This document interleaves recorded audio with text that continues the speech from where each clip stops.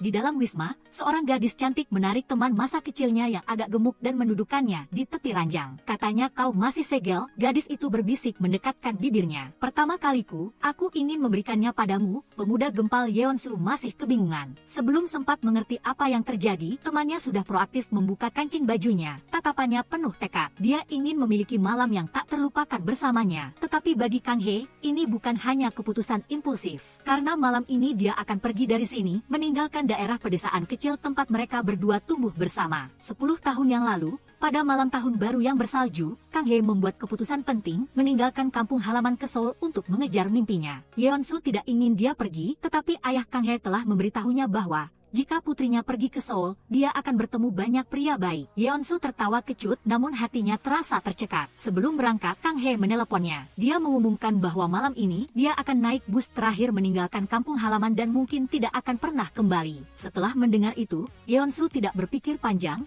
langsung lari ke jalanan di tengah badai salju, berlari lurus menuju wisma bernama California. Wisma ini adalah milik ayah Kang Hye, dan juga tempat dia dilahirkan dan dibesarkan. Di sebuah kamar kecil, Kang Hye berbaring tengkurap di atas boneka beruang raksasa. Bagi dia, Yeonsu adalah boneka beruang hangat itu. Walaupun sedikit gempal, namun selalu memberikan rasa aman. Dia ingin Yeonsu ikut dengannya ke Seoul. Tetapi Yeonsu tidak bisa. Dia harus tetap tinggal untuk merawat kakeknya. Sebelum momen perpisahan, Kang Hye tiba-tiba bertanya, "Maukah kau tidur denganku?" Yeonsu belum sempat bereaksi, wajahnya memerah, tetapi Kang Hye tidak memberinya kesempatan untuk menghindar. Dia tahu di saku Yeonsu ada kondom, hadiah tambahan dari Wisma beberapa hari yang lalu. Kang Hye dengan cepat menggeledah sakunya, dia sangat mengerti, begitu naik bus malam ini, mungkin mereka berdua akan bertemu orang-orang baru, memiliki kehidupan baru. Namun setidaknya, dia ingin yang pertama bagi Yeonsu adalah dengan dirinya. Sebuah yang pertama, tanpa ambisi, tanpa perhitungan,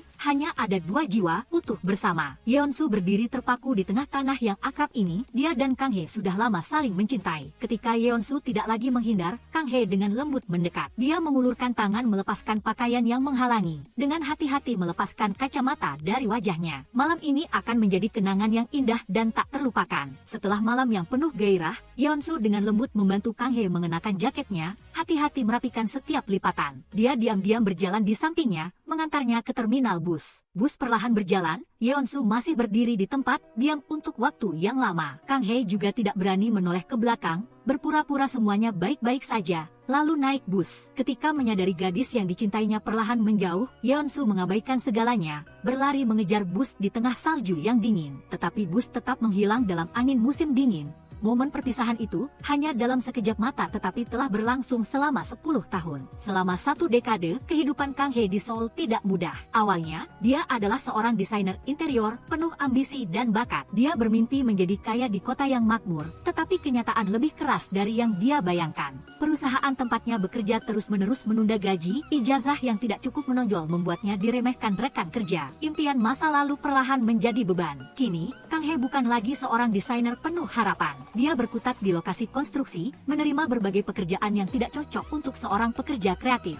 Bahkan, dia diolok-olok dan diancam oleh para pekerja di sana. Tetapi Kang Hye bukanlah tipe orang yang mudah digertak. Dia langsung melawan, mencengkeram erat orang yang baru saja menggodanya, lalu tanpa ragu mengundurkan diri tanpa menoleh ke belakang. Tepat setelah meninggalkan lokasi konstruksi, seorang wanita mendekat dan memberinya kartu nama. Ternyata itu adalah direktur lapangan, yang juga merupakan salah satu pemimpin sebuah perusahaan desain interior. Dia tampaknya telah mencari tahu tentang Kang Hye sebelumnya, jadi dia ingin Kang Hye kembali ke peran yang pernah dia tekuni. Kang Hye memutuskan untuk bertaruh sekali lagi. Keesokan harinya, dia membawa portofolio ke perusahaan baru. Tetapi ketika dia baru masuk, para desainer di ruangan itu langsung berbisik-bisik, bergosip. Mereka menyeringai sinis, mengejek bahwa dia hanyalah seorang pekerja kasar tanpa ijazah, tidak pantas bekerja di sini. Setiap kalimat sarkastik terasa seperti pisau yang menusuk dalam ke hati Kang Hye. Dia melangkah keluar ke jalan, merasa ditinggalkan oleh seluruh dunia. Namun saat itu, dari kejauhan, sosok familiar muncul di tengah keramaian. Yeonsu, meskipun bertahun-tahun telah berlalu, dia masih sama seperti dulu. Dan tatapannya saat melihatnya tidak berubah sama sekali. Tetapi harga diri membuat Kang Hye tidak bisa menghadapinya. Kali ini, jika dia tidak berhasil, mungkin dia akan kembali ke kampung halaman. Selama 10 tahun terakhir, satu-satunya hal yang tidak bisa dia lupakan adalah Yeonsu. Dulu, di bus di kampung, mata Yeonsu selalu mengawasinya. Kang Hye selalu suka menyandarkan kepala di bahu Yeonsu. Bagi Baginya, itu adalah tempat terhangat di dunia ini. Karena kenangan tentang dia inilah, hari ini, Kang He memutuskan untuk tidak menyerah. Dia menarik napas dalam, dengan berani memulas mata Smoke yang tajam, mengenakan aura pertempuran, lalu dengan gagah berani melangkah di depan orang-orang yang pernah mengejeknya. Suaranya lantang, tatapannya teguh. Dia tahu betul, Direktur Huang sepenuhnya mengerti bahwa dia pernah menjadi pekerja kasar di lokasi konstruksi, namun masih memilihnya sebagai desainer. Hanya itu saja sudah cukup membuktikan nilainya. Setelah selesai berbicara, Kang He langsung mendorong pintu kantor Direktur Huang. Dia ingin dunia ini mengenalnya, seorang desainer sejati. Direktur Huang benar-benar menghargai keberanian dan ketegasan itu. Ketika Kang He menyerahkan desainnya, setiap lembar kertas terbuka seperti senjata seorang prajurit tunggal di tengah dunia yang keras. Setelah melihatnya, Direktur Huang tidak hanya menyatakan pujian tetapi juga membawa Kang He bertemu dengan Direktur Utama perusahaan. Tetapi Direktur Utama adalah orang yang pragmatis. Begitu melihat berkas, dia sudah menunjukkan rasa meremehkan terhadap latar belakang pendidikan Kang He. Di matanya, kandidat yang lulus dari universitas bergengsi, dengan pengalaman magang di perusahaan besar barulah pilihan yang sempurna untuk perusahaan. Direktur Huang tidak menyerah, dia gigih membujuk. Akhirnya Direktur Utama memberikan Kang He kesempatan untuk melaksanakan proyek desain villa. Akhirnya, dia dengan enggan setuju. Namun hanya sebagai karyawan magang jangka pendek, jika bisa menyelesaikan tes desain ini, barulah Kang He memiliki kesempatan untuk direkrut secara resmi. Dia menundukkan kepala berterima kasih kepada Direktur Huang, dalam hati penuh tekad untuk tidak menyia-nyiakan kesempatan berharga ini. Segera setelah itu, dia mengikuti Direktur Utama ke villa untuk memulai proyek. Pria itu tidak punya cara. Baginya, semuanya hanyalah menggunakan bahan-bahan paling mahal untuk menunjukkan kelas kaum elit. Sebaliknya, Kang He mendengarkan dengan serius. Dia berkeliling villa, mengamati dengan cermat, mencari tahu preferensi dan gaya hidup pemilik rumah. Di dalam kepalanya, perlahan muncul sebuah ruang yang tidak hanya indah tetapi juga benar-benar sesuai dengan kebutuhan pelanggan. Setelah mendengar Kang He mempresentasikan idenya, pemilik rumah sangat puas. Dia mulai bekerja, terus-menerus begadang untuk menyelesaikan desain. Tetapi Direktur Utama tidak mengerti nilai dalam desainnya. Dia terang-terangan menolak semuanya, menganggap Kang He tidak mengerti apa-apa tentang dunia orang kaya. Seketika, Kang He dikeluarkan dari proyek. Tetapi Direktur Huang benar-benar menghargai bakat Kang He. Dan karena itu, kali ini, dia berani berdebat sengit dengan Direktur Utama. Mendengar pria itu tidak hanya mencela dirinya tetapi juga meremehkan Direktur Huang, Kang He tidak tahan lagi. Dia melepaskan kartu karyawan, menatap lurus ke wajah Direktur Utama, dan mengungkapkan kebenaran. Dia hanya tahu menyalin desain orang lain, bahkan mencuri gambar para karyawan di timnya sendiri. Orang seperti itu tidak berhak menghakiminya. Setelah meluapkan semua kemarahan di hatinya, Kang He dengan tegas meninggalkan perusahaan. Tetapi saat ini, dia juga tidak tahu harus pergi kemana. Di tengah kerumunan orang di jalan, sekali lagi, dia melihat bayangan Yeonsu di benaknya. Tatapannya masih lembut, masih hangat seperti dulu. Tetapi kali ini, Kang He tidak berani menghadapinya, dia tidak bisa menatap lurus padanya. Dulu, dia pernah meninggalkannya dengan segala keyakinan dan masa depan yang cerah. Kini, setelah bertahun-tahun berjuang di Seoul, dia hanya tinggal tangan kosong. Sebenarnya, Yeonsu juga tidak pernah melupakannya. 10 tahun berlalu, remaja gempal itu kini telah menjadi pria yang tinggi dan tampan. Di kampung halaman, dia telah menjadi dokter hewan. Setiap minggu, Yeonsu pergi ke Seoul, meskipun tidak ada alasan spesifik. Dia hanya berharap, suatu hari nanti, dia akan tidak sengaja bertemu kembali dengan gadis yang selalu dirindukannya. Namun, selama 10 tahun terakhir, Kang He tidak pernah kembali, dan juga memutuskan kontak dengan Yeonsu. Tetapi Yeonsu tidak pernah menyerah mencarinya. Dan kemudian, akhirnya, keajaiban pun terjadi. Di sebuah kafe kecil, dia melihat punggung yang sangat familiar. Itu dia, orang yang telah dia tunggu selama bertahun-tahun ini. Tetapi ketika Kang He meninggalkan kafe, Yeonsu bergegas mengejar. Di tengah jalanan yang ramai, dia berusaha mencari. Malam tiba, Kang He melihat salju turun, hatinya terasa berat. Dia teringat masa kecil, ketika mereka berdua masih anak-anak yang polos. Saat itu, dia pernah berkata kepada Yeonsu bahwa,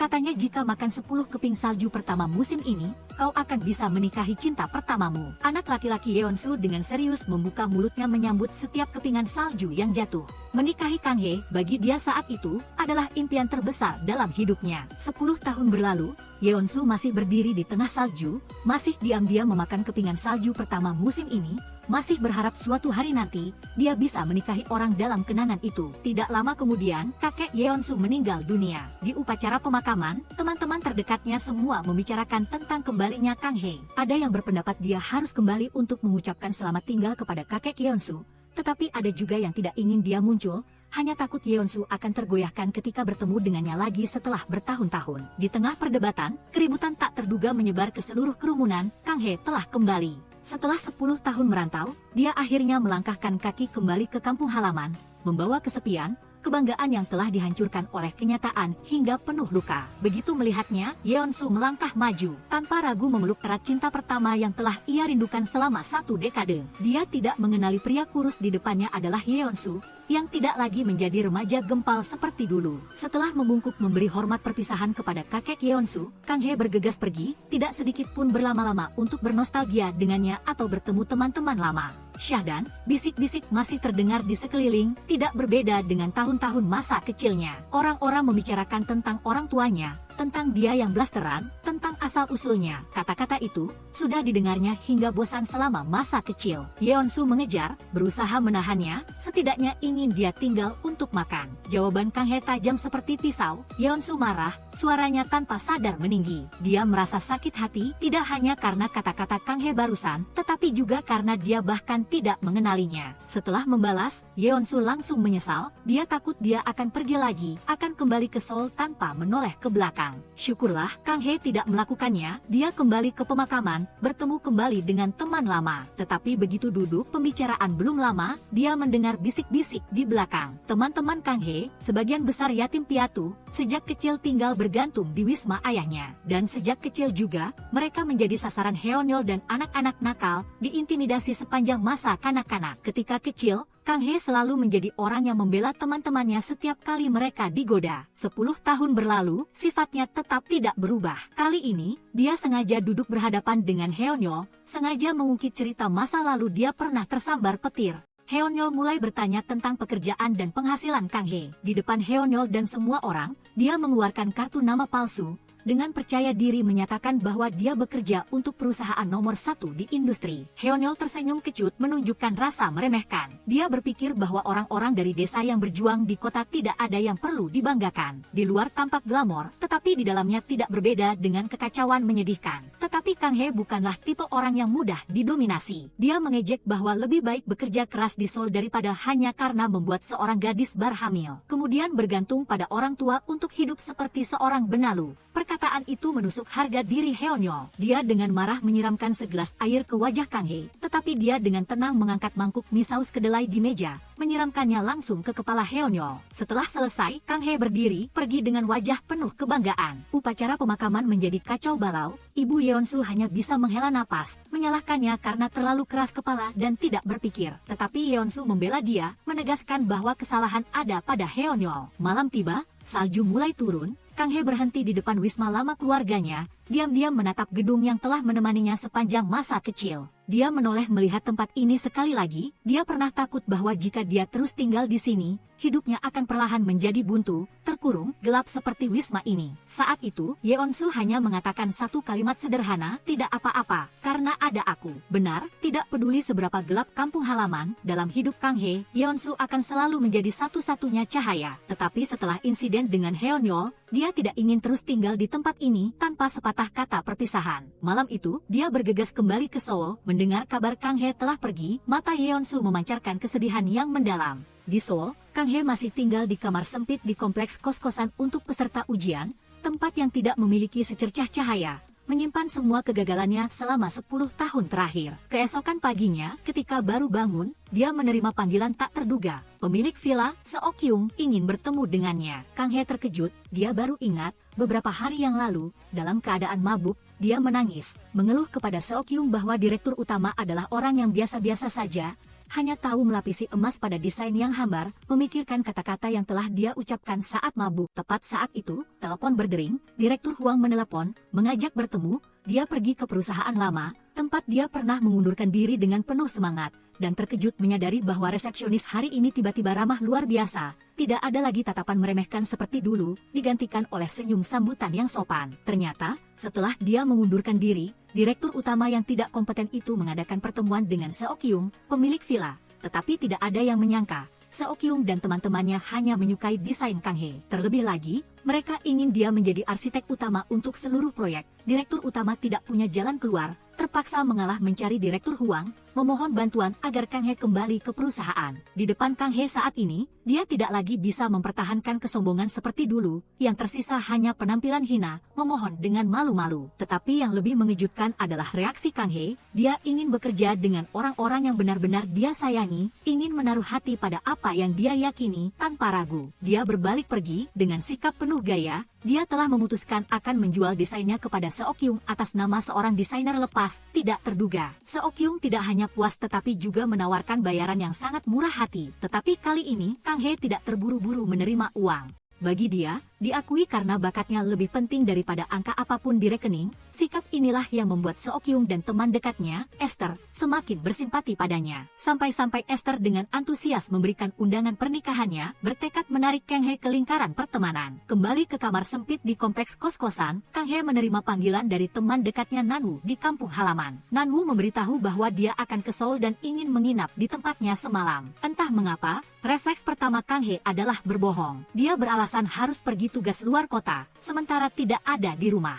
Nanwu tidak langsung membongkar, tetapi jelas menyadari ada yang aneh dengan jawabannya. Sebenarnya Nanwu sudah menelepon perusahaan yang tertera di kartu nama, tetapi seberang sana dengan tegas menjawab bahwa tidak ada orang bernama seperti itu bekerja di sana. Yeonsu yakin Kang He pasti punya kesulitan sendiri. Tidak lama kemudian, Kang He datang ke pernikahan Esther. Melihat pengantin wanita mengenakan gaun pengantin yang memukau, Kang He tanpa sadar memikirkan dirinya sendiri dalam gaun putih. Dalam skenario imajinasi itu, orang yang menunggunya di ujung jalan tidak lain adalah Yeonsu. Namun kemudian, dia segera keluar dari lamunan, kembali ke gambar desain yang sedang dikerjakannya. Seokyung muncul, mengajaknya bicara dan mengundangnya untuk menghadiri pesta pernikahan di malam hari. Saat itulah, Kang He tersentak ingat, hari ini adalah ulang tahunnya. Nanwu juga menelepon untuk memberi selamat. Setelah beberapa basa-basi, dia ragu-ragu bertanya tentang Yeonsu, ingin tahu bagaimana kabarnya akhir-akhir ini. Tetapi Nanwu hanya tertawa, mengatakan bahwa jika benar-benar ingin tahu, tanyakan saja sendiri. Pada saat yang sama, Nanwu juga keceplosan mengungkapkan bahwa malam ini Yeonsu ada janji. Kabar itu membuat hati Kang He sedih. Tak tertahankan, dia mengambil telepon dan meneleponnya. Begitu mendengar suaranya, Yeonsu tidak bisa menyembunyikan kegembiraannya. Namun, tepat saat itu, suara lain terdengar di sampingnya. Seorang gadis muncul, Kang He segera memutus panggilan. Gadis itu adalah Hareum, teman baru Yeonsu. Mereka adalah senior dan junior dari kampus yang sama. Setelah mengetahui bahwa Yeonsu mengelola kelompok pelindung anjing liar, Hareum mulai bersimpati padanya. Dari percakapan dengan Nanwu, dia secara tidak sengaja menanyakan jadwal Yeonsu pada malam Natal. Sementara itu, tepat setelah panggilan dengan Yeonsu, Kang He menerima pesan dari ayahnya. Ayahnya mengajaknya bertemu di Wisma untuk merayakan ulang tahun bersama. Bagi dia, selama Kang He belum punya pacar, dia akan berperan sebagai penjaga melindungi putrinya dari orang-orang yang tidak pantas. Tetapi suasana hati Kang He sedang kacau, dia tidak ingin bertemu ayahnya saat ini. Tepat saat itu, Seokyung kembali mengajaknya bicara. Melihat kesempatan, dia langsung mendapat ide gila. Dia meminta Seokyung berpura-pura menjadi pacarnya. Seokyung setuju, jadi keduanya bergandengan tangan, berakting sebagai sepasang kekasih yang mesra, pergi bersama ke Wisma. Tetapi begitu pintu terbuka, orang yang muncul di hadapan mereka bukanlah ayahnya, melainkan Yeonsu. Jelas, ayahnya sengaja mengatur agar keduanya bertemu lagi. Saat melihat Kang He merangkul pria lain, mata Yeonsu sekejap menunjukkan rasa sakit. Tetapi segera setelah itu, dia mengenali wajah pria itu adalah Seokyung. Ternyata, sejak 10 tahun yang lalu, setelah Kang He meninggalkan kampung halaman, Yeonsu tidak pernah sehari pun berhenti mencarinya. Dia telah pergi ke seluruh Seoul, dari kompleks kos-kosan untuk peserta ujian, hingga toko serba ada. Selama bertahun-tahun, Yeonsu tetap gigih mencari Kang He seperti mencari jarum dalam tumpukan jerami. Tetapi ketekunan membuahkan hasil, akhirnya, keajaiban pun terjadi. Suatu hari, dia benar-benar menemukannya di sebuah toko serba ada kecil di Seoul. Namun Kang He saat itu hanyalah seorang karyawan paruh waktu, sedang bertengkar dengan pemilik yang pelit karena masalah gaji yang tertunda. Tepat saat itu, Seokyung, yang kebetulan lewat, maju membantu Kang He, membuat pemilik toko bungkam. Malam itu, Kang He menyadari kehadiran Yeonsu, tetapi harga dirinya tidak membiarkan dia melihat kehidupan sulitnya. Oleh karena itu, dia berbicara dingin, memperingatkannya agar mulai sekarang jangan mencarinya lagi. Sekarang, ketika berhadapan dengan Seokyung, kenangan lama tiba-tiba menyeruak. Yeonsu berdiri terpaku, tatapannya dipenuhi kesedihan. Mengambil kesempatan, Seokyung secara proaktif merangkul Kang He, menyatakan dengan penuh arti bahwa mulai sekarang dia akan bertanggung jawab padanya. Yeonsu mengira memang ada sesuatu di antara mereka berdua, tetapi tetapi tidak berani bertanya lebih lanjut. Menyadari perubahan raut wajah Yeonsu, Kang Hye buru-buru menarik Seokyung pergi. Tetapi yang mengejutkan adalah kali ini, Seokyung tampaknya benar-benar memiliki perasaan padanya. Sebelum pergi, dia memberinya kartu nama. Dia adalah pewaris jaringan restoran besar sehingga ingin mengundangnya untuk mendesain restorannya. Tetapi Kang Hye tidak langsung menjawab. Sebaliknya, dia berbalik kembali ke Wisma. Yeonsu masih belum pergi, seperti hari-hari dulu, dia tanpa ragu langsung berlari ke dalam pelukannya. Yeonsu tidak bertanya apa-apa, hanya diam-diam menyeduh secangkir teh panas, meletakkannya di depannya. Dia mengatakan bahwa dia sudah siap untuk memulai lagi dengannya. Mata Kang Hye menghindar, tetapi ketika melihat segelas jus yang diletakkan di meja, dia tiba-tiba terdiam. Itu adalah botol minuman yang pernah dia berikan padanya sebelum meninggalkan kampung halaman. 10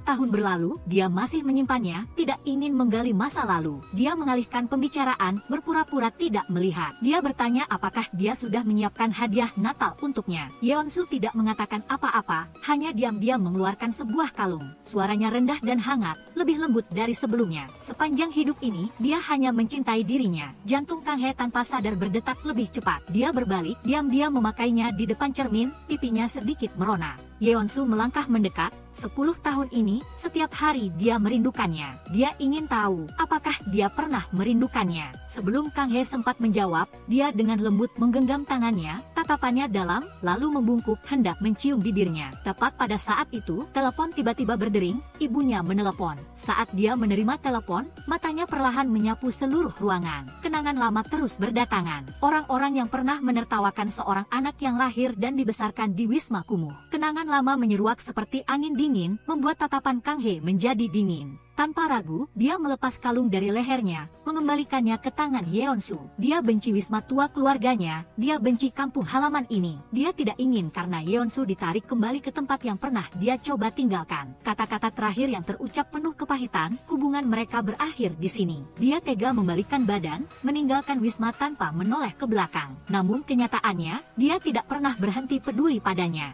Hanya saja dia tidak bisa bertanggung jawab atas hidupnya, baik di masa lalu maupun sekarang. Seseorang seperti dia tidak ingin membiarkan dia terus menunggu tanpa harapan. Di tengah salju putih, Yeonsu menghela napas, hatinya sakit tak tertahankan. Hari Natal telah berlalu, tahun baru tiba. Telepon menyiarkan berita tentang orang-orang yang penuh harapan, bersemangat menghitung mundur untuk menyambut awal yang baru. Namun tidak bagi Wu Boyang, dia hanya duduk terdiam di kamar kos yang sempit, matanya kosong. Hari pertama tahun baru, dengan penampilan yang kasar, dia memegang sepotong roti kering, menggigitnya seolah-olah itu adalah ritual untuk bertahan hidup. Dia akan terus melanjutkannya tanpa memerlukan simpati dari siapapun. Namun syukurlah, titik balik datang. Pada pernikahan Esther, Direktur Huang memberitahunya bahwa dia telah mengundurkan diri. Dia memutuskan untuk berpisah dan mendirikan perusahaan sendiri, dan ingin Wu Boyang bergabung dengannya. Hari ini, ia datang ke kantor baru Direktur Huang untuk menerima tawaran tersebut. Namun tak disangka, Direktur Huang ingin berspesialisasi dalam desain dan renovasi motel. Mendengar kata motel, Kang Hye segera berdiri dan berbalik pergi. Ia bisa menerima proyek apapun, kecuali motel. Melangkah keluar dari kantor, ia tidak punya pilihan lain selain proaktif menghubungi Seokyung kembali. Tapi nasib terus mempermainkannya. Kali ini, Seokyung juga mengajukan rencana serupa. Ia ingin berinvestasi di bidang motel dan membutuhkan seorang desainer untuk merenovasi kembali rangkaian motel lama. Kang Hye terdiam, ia lahir dan besar di sebuah motel, mengalami semua pandangan menghina dari orang-orang di sekitarnya. Orang-orang memandang dia dan orang-orang yang tinggal di motel seolah-olah mereka tidak berbeda dari para pengkhianat yang diam-diam datang ke sana untuk berselingkuh. Untuk menghindari pandangan itu, mereka menganggapnya sebagai anak yang lahir dari tempat yang buruk, tidak pantas untuk muncul di bawah cahaya. Tanpa ragu, ia langsung menolak. Malam itu, telepon Kang Hye menampilkan pesan di layar. $5.000 baru saja ditransfer ke rekeningnya. Ia berhenti lalu melihat ke pintu, dan di sana, Esther sudah menunggu di luar. Tapi alih-alih memaksanya menerima pekerjaan itu, Esther justru dengan sabar mendengarkan tentang mimpinya. Satu-satunya hal yang ia dambakan adalah perusahaan miliknya sendiri.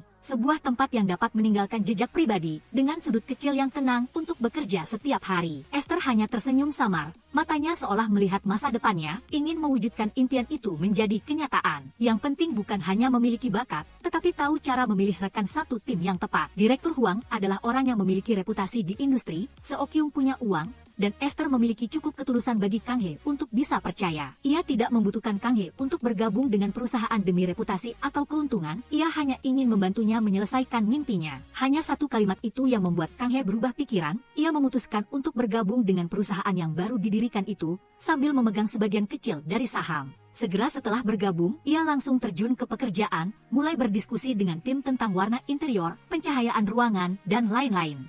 Sayangnya kini ia akhirnya memiliki awal yang baru. Suatu hari, Kang He dan Seok-Kyung pergi bersama untuk mensurvei sebuah motel. Ketika mereka masuk ke lift, begitu pintu tertutup, sepasang kekasih yang saling menempel masuk. Masalahnya, pria di antara mereka adalah Heon-yeol, teman sekolah lama yang dulu pernah meremehkannya di kampung halaman. Sesuai dugaan, tak lama kemudian, Heon-yeol mulai berbohong kemana-mana. Dia pulang kampung, berbicara tanpa henti bahwa Kang He di siang bolong masuk ke motel bersama seorang pria. Dia menekankan bahwa dia adalah putri pemilik motel, jadi dia tidak berbeda dari para tamu yang mencari kesenangan di sana. Dengan wajah penuh kemenangan, ia bahkan berbaik hati mengingatkan Yeon-su untuk melihat siapa dirinya yang sebenarnya. Yeon-su marah besar, memperingatkan Heon-yeol bahwa jika ia berani mengucapkan sepatah kata pun yang tidak senonoh tentang Kang He, hidupnya tidak akan tenang. Setelah memberi pelajaran pada Heon-yeol, hati Yeon-su tetap tidak tenang. Ia khawatir Kang He tidak hidup dengan baik, ia takut Kang He akan benar-benar jatuh ke pelukan pria lain. Direktur Huang memberikan sebuah proyek besar kepada Kang He. Kang He sangat gembira, ia berjanji akan mengerahkan seluruh kekuatannya untuk menyelesaikannya, tetapi kegembiraannya tidak bertahan lama. Kebenaran itu seperti pukulan telak ke wajah, proyek itu ternyata terletak tepat di kampung halamannya. Dalam sedetik, ia hanya ingin menghilang di telan bumi. Hari-hari berikutnya, ia mencari segala cara untuk menghindari Direktur Huang, bersikeras untuk tidak mau pulang kampung.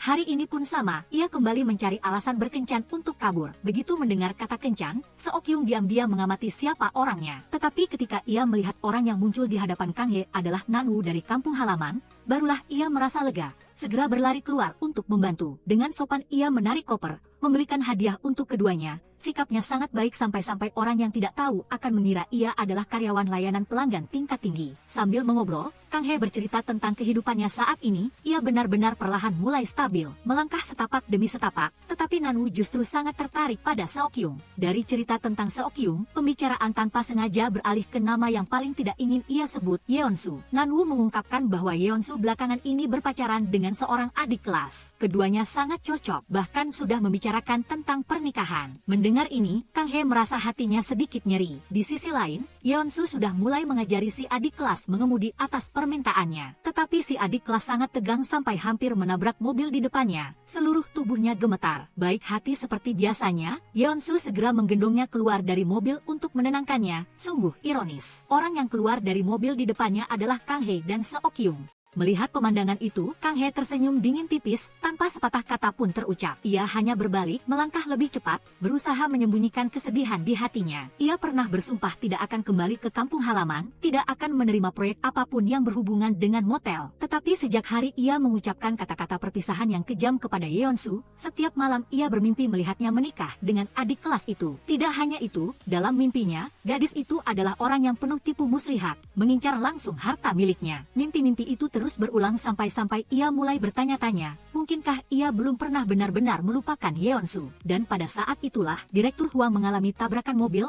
kakinya terluka, tidak bisa pergi bertugas, proyek pun tertunda, dan satu-satunya orang yang bisa menggantikannya adalah Kang He. Mau tak mau, ia harus menerima tugas itu, kembali ke kampung halaman bersama Seok-Kyung, untuk menghindari dikenali oleh penduduk desa. Sebelum berangkat, Kang He melakukan penyamaran profesional, sebuah jaket kulit kecil, kacamata hitam menutupi separuh wajah, syal menutupi seluruh kepala. Sekilas terlihat seperti seorang bintang top tier yang sedang bersembunyi dari paparazzi. Di perjalanan, ia tidak lupa berulang kali memperingatkan Seok-Kyung agar sama sekali tidak memanggil namanya. Tetapi hal yang paling mengejutkan tidak berhenti sampai di situ. Proyek yang ia diberi tugas untuk merancangnya, bukan tempat lain, melainkan motel lama keluarganya, Motel California. Karena sudah terlanjur sampai, ia hanya bisa membungkus dirinya rapat-rapat seperti batcang, menutupi dari kepala hingga kaki, berpura-pura tidak pernah mengenal siapapun di sini. Di tempat konstruksi, Kang He mulai memberikan ide renovasi motel. Ayahnya mendengarkan dengan hati penuh haru. Ini adalah rencana yang pernah mereka berdua buat bersama saat ia masih kecil. Tak disangka, meski bertahun-tahun berlalu, ia masih mengingatnya. Melihat putrinya dengan tatapan bangga,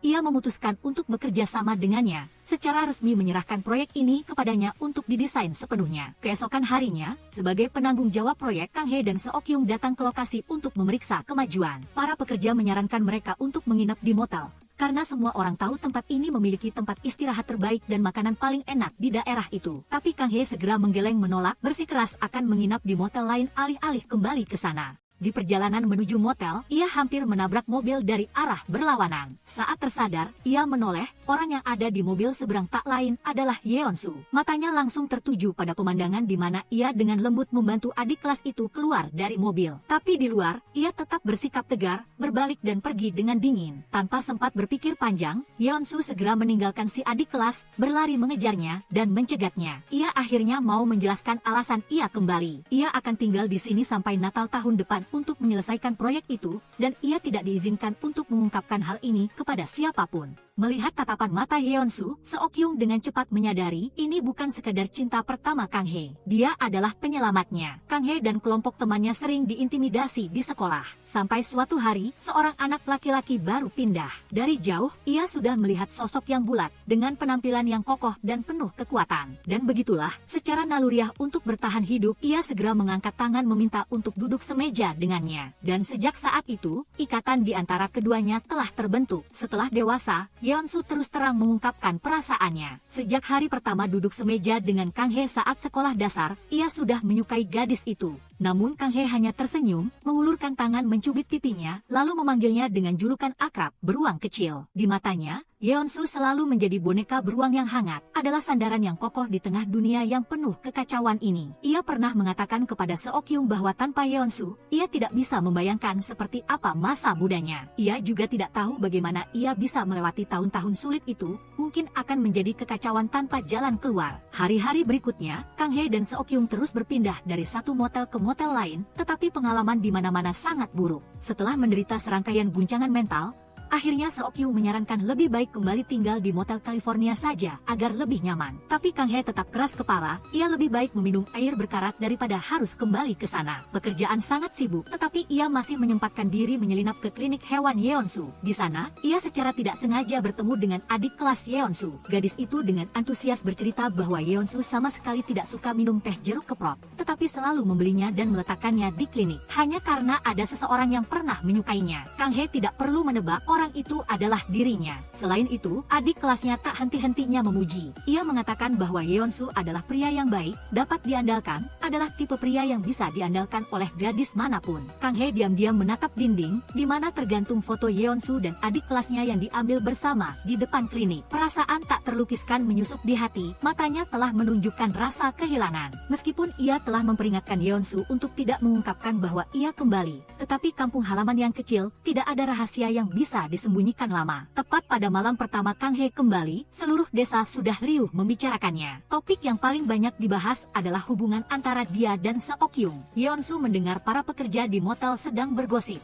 Mereka bercerita bahwa penanggung jawab lokasi konstruksi kali ini sangat ketat, sangat sulit sampai-sampai semua orang harus berhati-hati. Tetapi pria yang menemaninya justru sebaliknya, memperlakukan semua orang dengan sangat murah hati. Yeonsu segera menduga bahwa manajer lokasi konstruksi yang ketat itu pastilah Kang He, dan pria yang murah hati itu tidak lain adalah Seokyung. Beberapa teman lama tiba-tiba melebih-lebihkan, berbisik bahwa Seokyung adalah seorang penjudi. Rumor ini membuat Yeonsu tidak nyaman, ia memutuskan untuk memastikan sendiri siapa Seokyung yang sebenarnya. Sore hari itu, Yeonsu mengemudi membuntutinya dari jauh, tetapi malah melihat Seokyung menghentikan mobil di pinggir jalan, turun, lalu membungkuk menyelamatkan seekor anjing kecil yang terjebak di bawah mobil. Yeonsu juga mendekat, membantunya. Setelah berjanji akan mengobati anjing itu, ia dengan penasaran bertanya kepada Seokyung tentang kacamata hitam yang selalu dipakai Kang He. Ia memiliki memar di sudut matanya. Seokyung tersenyum tipis, orang seperti Kang He tidak mungkin diancam oleh siapapun tanpa membalas. Hanya dengan melihat ekspresinya, Yeonsu diam-diam mengerti bahwa rumor yang beredar itu sepenuhnya adalah karangan belaka. Ketika kembali ke klinik, si adik kelas dengan polos menunjukkan ponselnya untuk menonton sebuah video.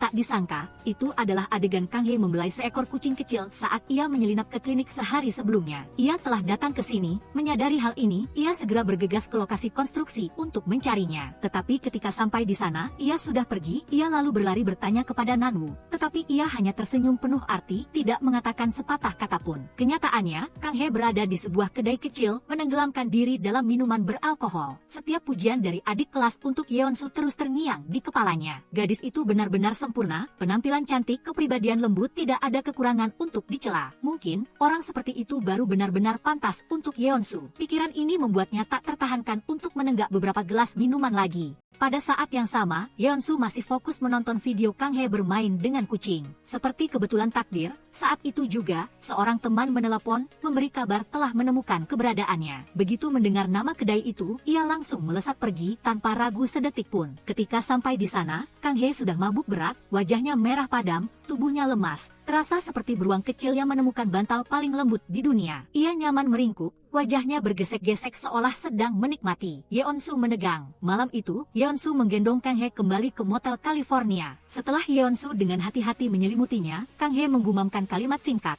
memintanya untuk tidak pergi. Yeonsu tidak pergi, ia duduk di samping ranjang, diam-diam menatapnya tidur. Gadis yang telah ia cintai selama bertahun-tahun, kini hanya berjarak sejangkauan tangan darinya. Saat itu, kenangan lama tiba-tiba menyeruak, ia teringat 10 tahun yang lalu. Juga di motel ini, mereka berdua pernah memiliki malam yang tak terlupakan. Dalam keadaan mabuk, Kang Hye membuka mata menatapnya, masih dengan kebiasaan lama. Ia mengulurkan tangan mencubit pipinya. Dengan nada merajuk bertanya mengapa ia tidak menepati janji, mengapa ia menjadi kurus, mengapa ia mencari orang lain. Yeonsu tersenyum pahit, tidak tahu harus menjawab apa. Bukankah ia juga telah bersama pria lain? Saat ini, Seok-kyung menerobos masuk, wajahnya cemberut seolah akan membuat keributan besar. Ternyata semalam, ketika tidak melihat Kang Hye di lokasi konstruksi, ia sangat panik sampai langsung berlari ke kantor polisi untuk melaporkan kehilangan. Polisi memposting kabar ke grup pengumuman lokal, dan tak lama kemudian, ia mendapat kabar bahwa Kang Hye telah dibawa kembali ke motel oleh seorang pria. Khawatir ia dalam bahaya, ia langsung bergegas ke sini malam itu juga. Begitu masuk, ia langsung ribut menuntut untuk mencari orang itu. Yeonsu dengan tenang menjelaskan situasinya, ini adalah rumah Kang Hye, dan pria tua di depan adalah ayahnya. Keesokan paginya, ketika Kang Hye bangun, gambar pertama yang dilihatnya adalah Seok-kyung yang sedang duduk meringkuk di luar pintu kamar. Keduanya turun bersama untuk sarapan.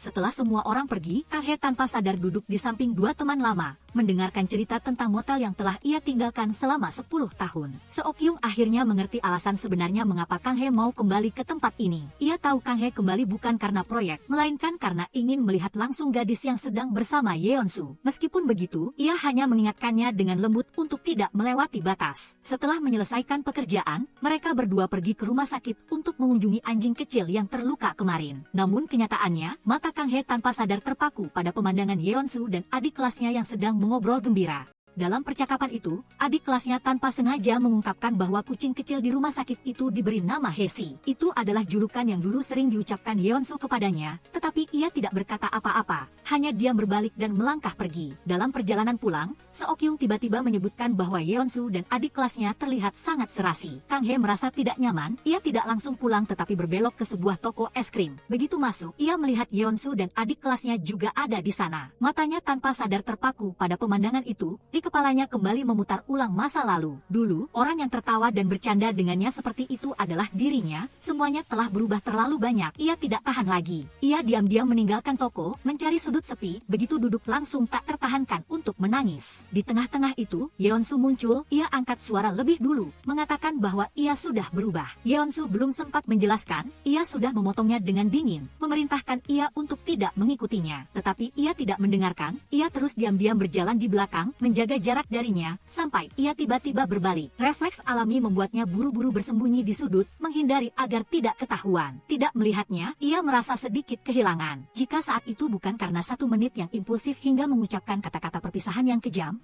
apakah sekarang ia dan Yeonsu masih akan seperti dulu? Seok-kyung tiba-tiba muncul, melihat matanya masih merah. Ia melepaskan kacamata hitam edisi terbatas miliknya, dengan lembut memakaikannya untuk Kang Hye. Hanya tindakan kecil itu saja sudah cukup membuatnya tertawa. Tapi tersembunyi di balik senyumnya, di tempat yang tak terlihat, mata Yeonsu justru penuh kehilangan. Malam itu, ketika kembali ke motel, ia meletakkan es krim yang baru dibeli di meja resepsionis, meminta karyawan untuk memberikannya kepada Kang Hye. Kembali ke kamar, ia menatap kucing hitam kecil bernama Hesi, bergumam pelan. Dulu, hanya ia yang bisa membuatnya bahagia, tapi sekarang, sepertinya itu sudah berubah. Ketika keluar dari kamar, seorang teman tiba-tiba berlari menghampiri, membawa setumpuk pakaian dengan nama Kang Hye tercetak di atasnya, dan menyodorkannya ke tangannya. Malam ini, teman-teman lama akan mengadakan pesta penyambutan untuknya. Di atap motel, lampu-lampu berkelip, karpet merah sudah digelar, teman-teman dari masa kanak-kanak semuanya hadir, membentuk barisan yang megah untuk menyambutnya. Melihat wajah-wajah yang akrab itu, kenangan lama seolah hidup kembali di benaknya. Pernah ada suatu masa, ketika mereka masih anak-anak, Kang He selalu siap membela Yeonsu di hadapan anak-anak nakal, seperti melindungi anggota keluarga. Dan Yeonsu juga begitu. Selama itu adalah tugas yang diberikan Kang He. Sesulit apapun, anak laki-laki gempal saat itu tetap akan mempertaruhkan nyawa untuk menyelesaikannya. Suatu kali, saat sedang bermain, kue kacang merah di tangan Yeonsu jatuh ke tanah. Kang He dan teman-temannya tanpa ragu, langsung mematahkan kue mereka dan membaginya untuknya. Sejak saat itu, Yeonsu resmi menjadi anggota ketiga dalam keluarga Kang He. Sekarang, setelah dewasa, ia bertanya kabar satu persatu teman lamanya, tetapi matanya tanpa sadar berhenti lebih lama pada Yeonsu. Tampaknya ia sangat puas dengan kehidupannya saat ini, merasa bahwa tinggal di kampung halaman, mewarisi klinik hewan kakeknya adalah hal yang bermakna. Teman-temannya juga penasaran tentang dirinya, ingin tahu bagaimana kehidupannya di Seoul. Ia tidak bisa berkata apa-apa, karena tidak ingin memperpanjang topik ini, ia buru-buru mencari alasan untuk pergi. Nanwoo menghela napas pelan, berbalik mengingatkan Yeonsu. Sekarang di samping Kang He sudah ada Seok-kyung, seorang pria dari Seoul. Jika ia masih ragu-ragu, ia khawatir kali ini, ia akan kembali menjadi orang yang terluka. Ketika kembali, Kang He mencurahkan isi hatinya kepada Seok-kyung. Cerita tentang proses meninggalkan kampung halaman, tentang tahun-tahun sulit di Seoul, ia pernah berpikir setidaknya ia masih hidup demi mimpinya. Tetapi hari ini, ketika melihat teman-temannya semua memiliki kehidupan yang stabil, ia tiba-tiba menyadari hanya ia sendiri yang masih tersesat. Mendengar ini, Seok-kyung segera mengarah ke langit, berteriak lantang bahwa Kang He hidup dengan sangat baik. Kang He juga bersumpah, ia akan menyelesaikan renovasi motel, akan membuat tempat ini mengenakan penampilan yang benar-benar baru. Ia ingin membuktikan bahwa, entah pergi atau kembali, ia tetap menjalani hidupnya sepenuhnya, tanpa penyesalan sedikit pun. Keesokan harinya, adik kelas Yeonsu menerima telepon tak terduga. Yeonsu memintanya untuk melakukan perjalanan bisnis, membantu mengobati ternak sapi di desa terdekat. Namun ini adalah pertama kalinya ia berurusan dengan ternak besar, seketika panik sampai tidak tahu harus berbuat apa. Kang He secara tidak sengaja menyaksikan pemandangan itu. Melihat wajah panik gadis muda itu, ia menghela napas, memutuskan untuk berinisiatif mengemudi mengantarnya ke peternakan. Tapi setibanya di sana, kecerobohan gadis itu seketika membuat pemilik peternakan kesal. Di tengah kekacauan, Yeonsu muncul. Ia dengan cepat berkoordinasi dengan adik kelasnya, menangani situasi dengan profesional dan sempurna. Kang He hanya berdiri dari jauh mengamati, hatinya perlahan terasa berat. Dalam perjalanan pulang, Kang He secara tidak sengaja melihat sebuah spanduk besar tertempel di pinggir jalan. Festival kembang api akan segera berlangsung. Seketika itu juga, ia merasa gelisah.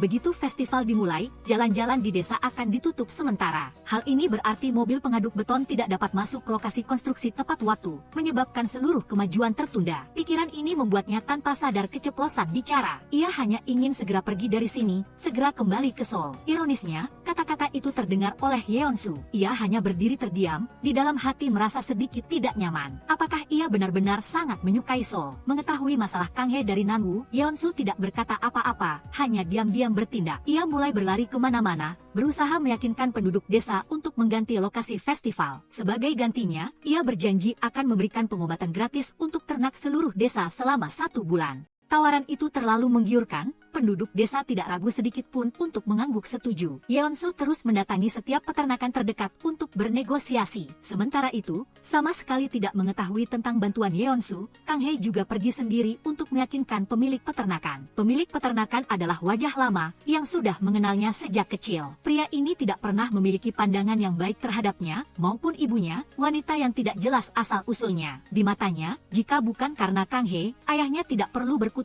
dengan motel kecil ini. Bahkan, ia mengucapkan kata-kata pahit, mengatakan bahwa ia adalah penyebab kematian ibu dan neneknya. Semasa kecil, ia pernah nakal mengunci pria itu di gudang untuk membalas kata-kata tidak enak didengar ini. Sekarang, pria itu masih mengingatnya, dan memutuskan untuk mengambil kesempatan ini menuntut keadilan. Jika ia ingin pria itu mengubah lokasi festival, ia harus berlutut meminta maaf. Ia berusaha menahan diri, tersenyum memohon, tetapi pihak lawan tetap tidak mau mengalah. Tepat pada saat itu, Yeonsu muncul. Ia tanpa ragu membela Kang He, mengutuk kesewenang-wenangan pria itu. Tetapi Kang He tidak berterima kasih, ia tidak ingin ia membantu, karena Yeonsu tahu terlalu banyak tentang dirinya. Bahkan sisi paling gelapnya, hanya dengan melihatnya, semua kenangan menyakitkan kembali membanjiri. Sementara itu, Seok-kyung juga diam-diam membantunya. Ia berkoordinasi dengan Yeonsu, menghubungi polisi lalu lintas, bersama teman-teman lama menempelkan pemberitahuan perubahan lokasi penutupan jalan. Akhirnya, berkat bantuan semua orang, masalah itu pun terselesaikan. Pada hari festival, adik kelas Yeonsu merangkul lengan ibunya, muncul bersama di tengah kerumunan. Di depan Kang Hye, ibunya tak henti-hentinya memuji gadis itu. Penduduk desa juga tak segan-segan bergosip, mengatakan bahwa mereka berdua memang pasangan yang ditakdirkan. Kang Hye berusaha tersenyum canggung, menatap Yeonsu dan ibunya, mengucapkan selamat kepada mereka dengan sopan. Ibu Yeonsu menyambut dengan hangat, berpikir Seokyung adalah pacarnya, lalu berbalik mengucapkan selamat kepadanya karena menemukan orang yang baik. Seokyung hendak menjelaskan ketika Kang Hye dengan cepat merangkul lengannya, menariknya pergi dengan cepat di tengah kerumunan yang bubar. Dia menatapnya, terus terang mengusulkan sebelum proyek selesai, bisakah dia berpura-pura menjadi pacarnya. Namun kali ini, Seokyung menggeleng menolak, dia juga punya syaratnya sendiri. Festival berangsur berakhir, Yeonsu masih menunggu di sudut,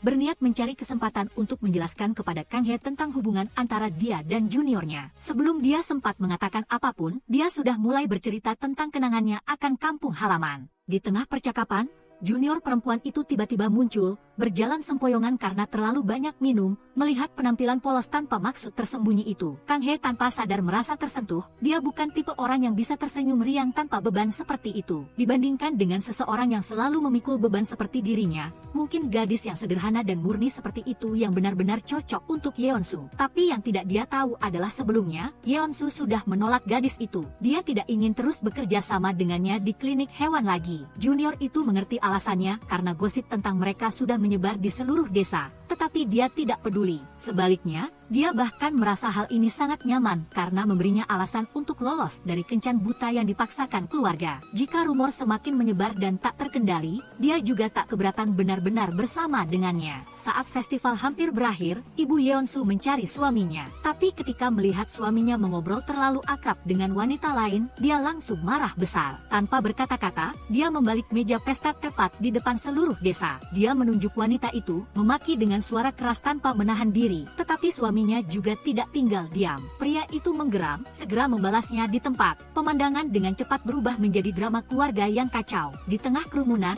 ayah Kang Hye maju, berusaha melerai. Kang Hye sudah terlalu akrab dengan adegan-adegan ini. Pertengkaran gaduh antara pria dan wanita di rumah penginapan keluarganya, mereka sudah terjadi berkali-kali. Sampai-sampai dia tak terhitung, membawa kekecewaan. Dia diam-diam meninggalkan festival, kembali ke rumah penginapan, baru saja melangkah masuk lobi. Resepsionis mendekat, meletakkan segelas es krim di depannya. Ini adalah menu spesial khusus untuknya, hanya dia yang boleh menerimanya. Dia tidak perlu bertanya pun tahu, orang yang melakukan ini hanyalah Yeonsu. Memasuki kamar Yeonsu di penginapan, Kang Hye tertegun.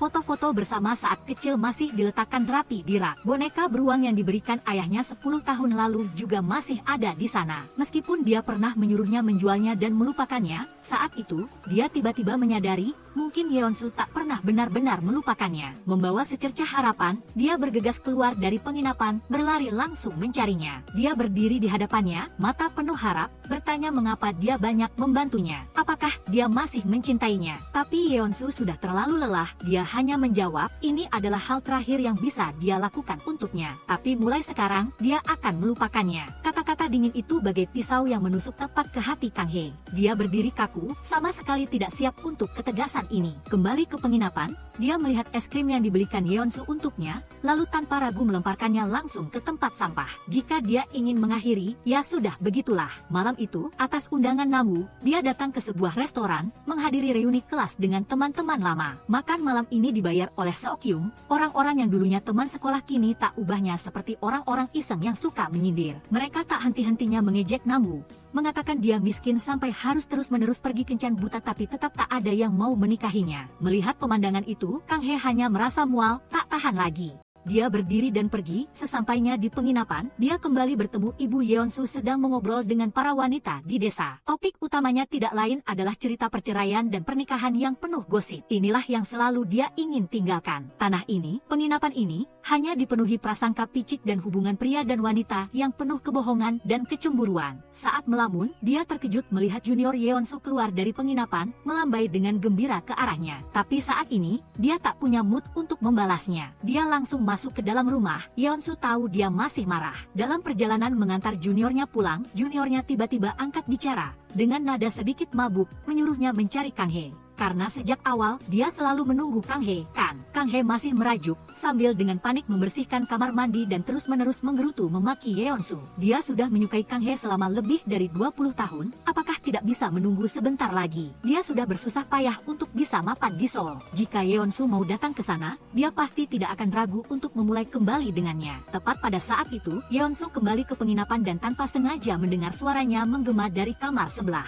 Dia penasaran, berdiri di luar pintu mendengarkan, tapi belum sempat mendengar dengan jelas. Resepsionis lewat, larut malam, Kang He masih terus bergumam sendirian. Yeonsu mendengarnya, mengira dia sedang menelepon untuk curhat dengan pacarnya. Hatinya tiba-tiba terasa berat. Malam itu, Han Jo-young memimpikan mimpi aneh. Dalam mimpinya, Choi Yun-hye menggandeng lengan Kim Nam-woo, dengan gembira menyatakan Kim Nam-woo adalah suaminya. Sedangkan dia, Han Jo-young, milik junior lainnya, dan kemudian, dalam perebutan yang gila, Kim Nam-woo bahkan bertanding melawannya untuk memenangkan Choi Yun-hye. Kabur, tidak masuk akal, itu cukup untuk membuktikan satu hal, dia tidak pernah benar-benar melupakan Choi Yun-hye. Keesokan paginya, Choi Yun-hye mengembalikan kartu ban yang Kim Nam-woo gunakan untuk membayar pesta makan malam tadi malam. Dia berpesan agar Kim Nam-woo tidak lagi menghabiskan uang untuknya, tetapi Kim Nam-woo sama sekali tidak berniat berhenti. Ternyata, kemarin ketika Choi Yun-hye memintanya berpura-pura menjadi pacarnya, Kim Nam-woo mengambil kesempatan untuk menaikkan harga. Mulai sekarang sampai proyek selesai, dia ingin menjadi pacar Choi Yun-hye yang sesungguhnya. Sekarang, dia ingin memanfaatkan status ini untuk berkencan dengannya. Tetapi Choi Yun-hye tidak peduli, hanya berbalik dan pergi dengan dingin. Sekembalinya ke kamar, Choi Yun-hye tidak sengaja menemukan kembali catatan-catatan yang ditinggalkan kakek Han Jo-young untuknya. Meskipun kakek Han Jo-young, bagi Choi Yun-hye, dia juga adalah keluarga. Setiap halaman penuh dengan kata-kata cinta, kata-kata berkah yang diberikan kakek untuknya. Setelah selesai membaca, dia dengan lembut mengunci catatan-catatan itu di dalam kotak kecil. Setelah itu, dia memutuskan untuk pergi ke klinik hewan menemui Han Jo-young dan juniornya. Choi Yun-hye ingin bertanya tentang keluarga gadis itu. Apakah orang tuanya masih hidup? Apakah dia dibesarkan dengan cinta? Han Jo-young mengangguk membenarkan. Setelah mendengar itu, Choi Yun-hye mengangguk ringan, mengusulkan untuk menghabiskan malam bersama. Dia ingin pergi ke gunung bersamanya, mengunjungi makam kakek. Saat matahari terbenam, di tengah keheningan di puncak gunung, Han Jo-young berdiri di depan batu nisan, diam-diam mengungkapkan semua yang tersembunyi di dalam hatinya. Selama bertahun-tahun, meskipun telah melalui banyak penderitaan, banyak pertambahan usia, Han Jo-young masih bisa menahan diri. Tetapi hanya dengan Choi Yun-hye, dia tidak dapat mengendalikan perasaannya. Setelah membakar dupa di depan makam kakek, Choi Yun-hye diam-diam mengeluarkan kotak kecil. Di dalamnya ada sepasang cincin pasangan, dan memberikannya kepada Han Jo-young. Ini adalah hadiah dari kakeknya. 10 tahun yang lalu, kakek menyerahkan kotak cincin ini padanya, berpesan agar ia memberikannya kepada wanita yang akan menjadi pendamping hidup Han Jo-young di masa depan. Kakek berharap wanita itu akan lembut, baik hati dan dibesarkan dalam keluarga yang penuh kasih sayang. Dan sekarang, dia terus terang mengakui padanya bahwa proyek Wisma itu hanyalah alasan. Alasan sebenarnya dia kembali ke sini adalah untuk melihat dengan mata kepala sendiri apakah pacarnya benar-benar memenuhi syarat-syarat yang telah ditetapkan kakek. Melihat juniornya, Choi Yun-hye sudah punya jawaban. Gadis itu lembut, baik hati, tidak pernah berebut atau menuntut apapun. Dibandingkan dengan seseorang yang selalu berjuang tanpa henti seperti dia, mungkin gadis seperti itu adalah pilihan terbaik untuk Han Jo-young. Kesedihan sulit disembunyikan, lalu Choi Yun-hye berbalik dan berjalan pergi. Mungkin ini adalah akhir dari hubungan antara dia dan Han Jo-young. Han Jo-young melihat punggungnya, hatinya dipenuhi rasa sakit. 10 tahun yang lalu, 10 tahun kemudian, perasaan Choi Yun-hye, kemarahan, dan kesedihannya, semua dipahami Han Jo-young dengan jelas. Tanpa ragu lagi, dia segera berlari, memeluknya erat dari belakang, suaranya sedikit bergetar. Dia meminta maaf karena membiarkannya menanggung semuanya sendirian. Akhirnya, mereka berdua duduk di tepi sungai, memperhatikan air yang mengalir dengan tenang. Choi Yun-hye berkata bahwa, memang pesan kakeklah yang membuatnya menjauhkan diri darinya. Tepat setelah mendengar itu, Han Jo-young tanpa ragu mengambil cincin di dalam kotak, melemparnya kuat-kuat ke sungai. Choi Yun-hye panik, bergegas terjun ke air untuk mencarinya. Dia masih ingin menuruti wasiat kakek, ingin memberikannya kepada juniornya. Han Jo-young melihatnya, buru-buru melompat juga, mencoba menghentikannya. Tapi Choi Yun-hye kehilangan keseimbangan, terpeleset jatuh ke pelukannya. Saat itu, mata mereka bertemu, tetapi alih-alih tenggelam dalam momen itu, Choi Yun-hye tiba-tiba tertawa, seperti anak kecil yang nakal, mendorongnya kuat-kuat ke dalam air. Air memercik kemana-mana, Han Jo-young basah kuyup dari kepala sampai kaki, sama seperti dia. Dalam perjalanan pulang, Han Jo-young dengan lembut menyampirkan jaket ke bahu Choi Yun-hye. Han Jo-young mulai menjelaskan tentang rumor antara dia dan juniornya. Semua itu hanya gosip dari penduduk desa, tidak ada yang benar. Ketika kembali ke Wisma, Mengingat perkataan Choi Yun-hee bahwa Han Jo-yong ingin meluruskan semua kesalahpahaman, dia tanpa sadar tersenyum kecil. Di kamar sebelah, Han Jo-yong juga sedang membolak-balik foto-foto lama dan tersenyum bodoh di sebelahnya. Keesokan harinya, sebuah peristiwa tak terduga terjadi. Direktur Huang datang ke desa, membawa sepatu hak tinggi yang mewah dan penampilan yang penuh percaya diri. Dia mengatakan bahwa dia datang ke sini untuk bertemu dengan seorang pria, tetapi yang lebih mengejutkan Choi Yun-hee adalah bahwa orang yang ingin ditemui Direktur Huang adalah ayah Han Jo-yong. Di mata Direktur Huang, ayah Choi Yun-hee adalah seorang pria terhormat yang santun dan kalem. Dari Direktur Huang, Choi Yun-hee juga mengetahui fakta lain. Boneka beruang yang pernah diberikan ayahnya saat dia kecil, sebenarnya dibelikan Direktur Huang. Begitu mendengar itu, dia langsung kembali ke Wisma. Dia berniat membuang boneka beruang itu. Untungnya Han Jo-yong muncul di depannya. Melihatnya, kenangan lama kembali membanjirinya. Dia tidak hanya membenci ayahnya karena ketidakpedulian, dia juga membenci Han Jo-yong karena alasan lain. Saat kecil, Choi Yun-hee pernah punya adik laki-laki yang belum sempat lahir. Namun pada malam ibunya keguguran, ayahnya justru bersama wanita lain. Sejak hari itu, dia mulai memanggil ayahnya dengan nama, tidak lagi menganggapnya sebagai ayah. Dia membenci ayahnya karena tidak bertanggung jawab, karena penampilan yang sopan tetapi pada dasarnya adalah seorang hidung belang. Pada malam yang menentukan itu, wanita yang berada di samping ayahnya adalah ibu Han Jo-yong. Choi Yun-hee tidak bisa memaafkan ayahnya, juga tidak bisa memaafkan ibunya Han Jo-yong. Jadi, jika ingin bersama, Han Jo-yong harus setuju untuk meninggalkan ibunya. Ye Jae-wook tidak menjawab. Akhirnya, Choi Yun-hee juga tidak menunggu jawaban dan memutuskan kembali ke Seoul-en. Suara langkah kaki bergema di koridor, selangkah demi selangkah.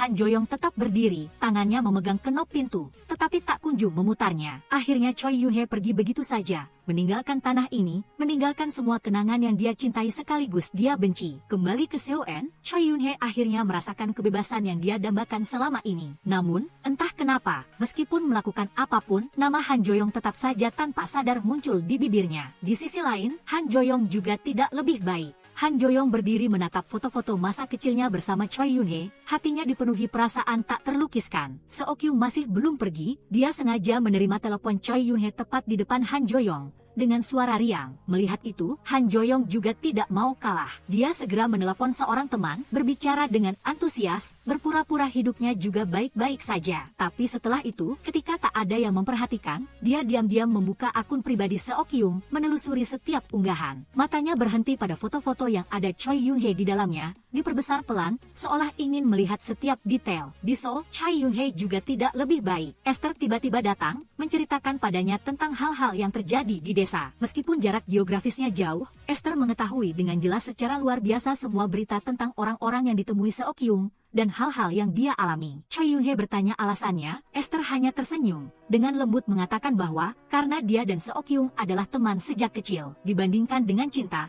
yang dapat dengan mudah hancur kapan saja, persahabatanlah yang dapat berlangsung selamanya. Setelah mendengarkan, dia kembali ke kampung halaman, berdiri di depan pintu Wisma, berhadapan dengan Han Jo-yong. Dia terus terang mengusulkan, jika sudah tidak bisa kembali seperti dulu, setidaknya, ayo berteman. Untuk membuktikan bahwa dia serius, Choi Yun-hee menyodorkan sekotak es krim, menawarkan untuk berbagi dengannya sebagai teman. Setelah itu, Han Jo-yong tetap perlahan masuk ke kamarnya. Dia tidak mengambil sendoknya sendiri, melainkan langsung mengambil sendok Choi Yun-hee, menyendok es krim lalu memakannya dengan nikmat. Choi Yun-hee menatap, cemberut menyalahkannya karena menghabiskan sisa bagiannya, tetapi dia belum sempat bereaksi lebih jauh. Han Jo-yong tiba-tiba menunduk, mendaratkan ciuman yang penuh kejutan di bibirnya. Dia tidak bisa hanya berteman dengannya tanpa memberinya waktu untuk melawan. Ciumannya semakin lama semakin dalam. Kali ini, Choi Yun-hee tidak menghindar lagi, tetapi tepat ketika suasana menjadi semakin panas. Ayahnya berdiri di sana, membawa nampan berisi air, memanggilnya dengan suara gembira. Choi Yun-hee terkejut dan segera melompat,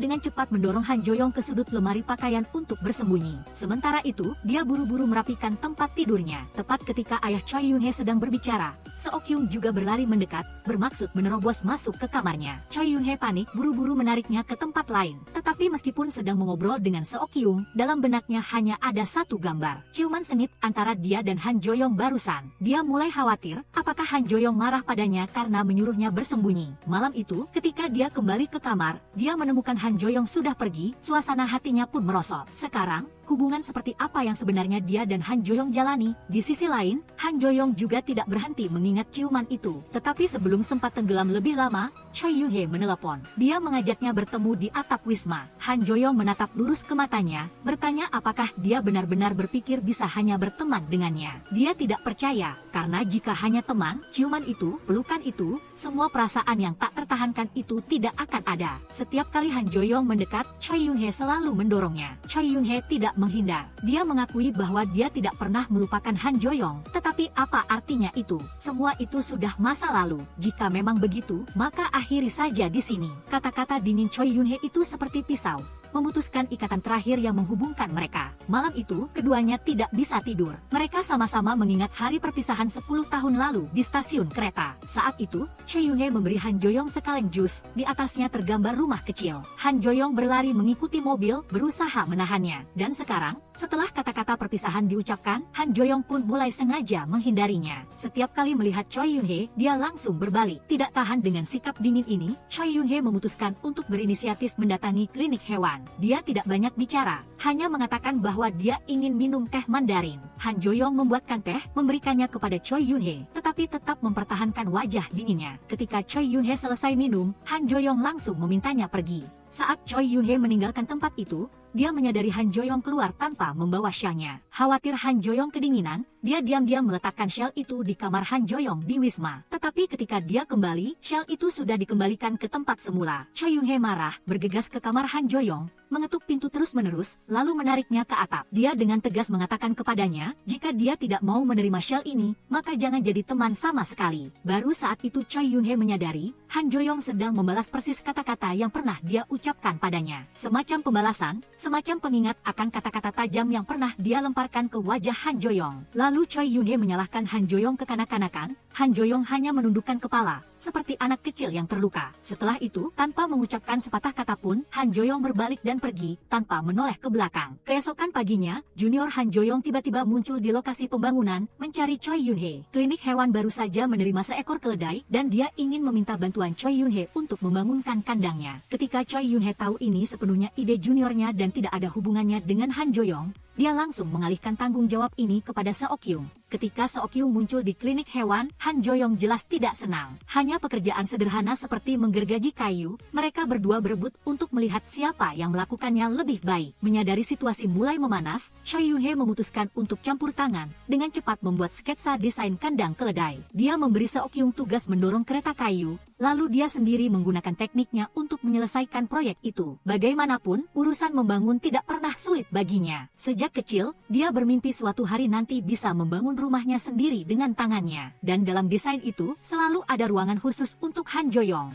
Namun Han Joyong terus bersikap dingin, sengaja memprovokasi Choi Yun Hee dengan acuh tak acuh mengatakan bahwa suatu hari, mungkin dia akan membawa istri dan anak-anaknya untuk tinggal di rumah itu. Mendengar itu, Choi Yun Hee juga tidak mau kalah, langsung merangkul Seok-kyung, bermanja-manja mengatakan bahwa malam ini dia dan Seok-kyung ada janji. Seok-kyung cemburu mengapa dalam desain rumah Choi Yun Hee ada satu kamar yang didedikasikan hanya untuk Han Joyong. Mendengar itu, Han Joyong tanpa sadar mengingat masa lalu. Saat masih kecil, pernah suatu kali di tengah salju putih, Choi Yun Hee menggambar rumah kecil di tanah. Dia mengatakan bahwa ketika besar nanti, dia ingin membangun tempat seperti itu dengan tangannya sendiri. Dan di rumah itu, akan selalu ada satu kamar yang hanya untuknya. Malam itu, Han Joyong mendatangi kedai minum, berniat minum sedikit untuk mengusir pikiran di kepalanya. Namun, begitu masuk, dia langsung melihat Seok-kyung duduk di sana. Tetapi tidak sendirian, di sampingnya ada seorang wanita. Jelas hubungan di antara mereka tidak sederhana. Han Joyong segera menarik kursi, duduk di depan Seok-kyung. Tanpa ragu langsung bertanya, siapa orang ini? Esther segera angkat bicara menjelaskan bahwa dia bukan pacar Seok-kyung. Setelah Esther pergi, Seok-kyung menarik Han Joyong duduk, melanjutkan minum bersama. Mereka tidak perlu mengatakannya, tetapi keduanya mengerti siapa yang benar-benar memperlakukan Choi Yun Hee dengan baik. Han Joyong perlahan meletakkan gelas minumannya, tatapan serius, berbicara tentang masa lalu. Dia berharap dimanapun Choi Yun Hee berada, dia akan selalu bahagia. Tapi Seok-kyung mengatakan bahwa Choi Yun Hee paling membenci orang yang terlalu tahu jelas masa lalunya. Jadi Han Joyong tidak punya kesempatan sama sekali. Setelah mabuk,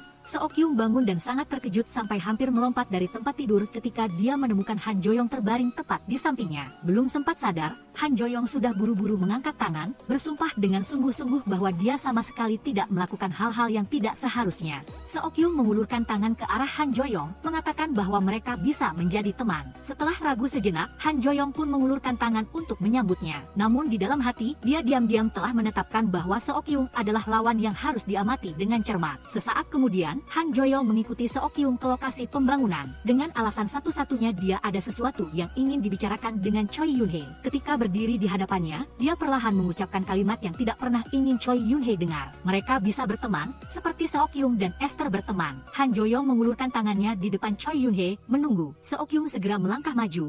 Dengan lembut menarik tangan Choi Yun-hye meletakkannya di tangan Han Joyong, membuat keduanya secara resmi berjabat tangan. Choi Yun-hye merasakan kehilangan yang tak terkatakan. Pada hari yang sama, junior Han Joyong tiba-tiba menerima keranjang bunga besar. Pengirimnya tidak lain adalah Han Joyong. Yang membuatnya lebih bingung adalah di dalam keranjang bunga itu ada 2 tiket konser dengan tema "Maukah kau menikah denganku?" Begitu melihat 2 tiket itu, Kim Nam-woo langsung dengan serius mengatakan bahwa tingkatnya tidak berbeda dengan pernyataan cinta atau bahkan lamaran pernikahan. Tetapi juniornya masih sedikit ragu. Dia khawatir jangan-jangan Han Joyong hanya mencari seseorang untuk mengisi kekosongan. Kim Nam-woo menegaskan, Han Joyong bukan orang seperti itu. Namun, sebenarnya keranjang bunga dan tiket konser itu bukan dikirim oleh Han Joyong. Namun ibunya dengan santai menjawab bahwa dia ingin Han Joyong menikah dengan juniornya itu secepat mungkin. Alasannya sederhana, dia telah menemukan pria baru dan akan menikah lagi. Dia tidak ingin menikah sebelum putranya. Malam itu, saat berjalan melewati jalan,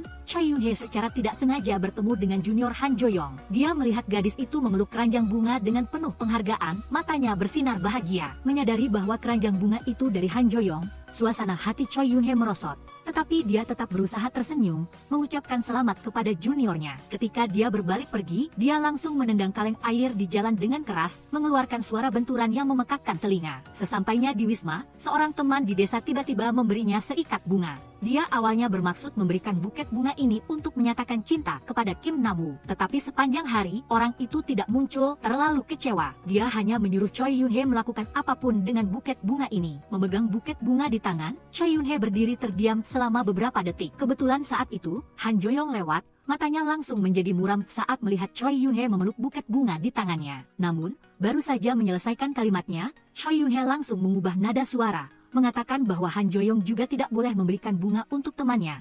Takut juniornya itu tidak senang. Keesokan paginya, kemajuan proyek sementara selesai 1 tahap. Choi Yun-hye memutuskan untuk kembali ke Seoul. Tetapi begitu naik mobil, dia terkejut melihat Han Joyong juga duduk di mobil itu, tepat di sampingnya. Dia belum sempat bertanya apa-apa, Han Joyong dengan tenang angkat bicara, menjelaskan bahwa dia ada sedikit urusan yang perlu diselesaikan di Seoul. Lalu dia menatap Choi Yun-hye dengan lembut bertanya, "Di Seoul, bagaimana hidupmu?" Mendengar itu, Choi Yun-hye tiba-tiba teringat hari-hari pertamanya menginjakan kaki di kota ini. Sebelum bergabung dengan perusahaan saat ini, Seoul baginya tak ubahnya roti kering yang keras. Saat kecil, di desanya ada seorang paman penjual roti kering. Setiap kali lewat, ia dan Choi Yun-hye selalu bertanya-tanya penasaran apakah roti itu terlalu kering, berdebu, atau terlalu keras sampai susah dimakan. Dan benar saja, seperti kekhawatiran masa kecilnya, tahun-tahun hidup di kamar kos sempit, ia merasa dirinya seperti sedang menggerogoti setiap potongan roti kering keras itu setiap hari. Di mobil, rasa lelah mulai menyerang. Menyadari hal itu, Han Joyong diam-diam menarik pelan lengan bajunya, membiarkan ia bersandar di bahunya. Sekantuk apapun, Kim Yun-jo tetap tak mau kalah, bergumam bahwa ia akan membalas budi padanya nanti. Mengambil kesempatan itu, Han Joyong langsung menawarkan agar saat tiba di Seoul, Kim Yun-jo harus mengajaknya jalan-jalan. Setelah turun dari mobil,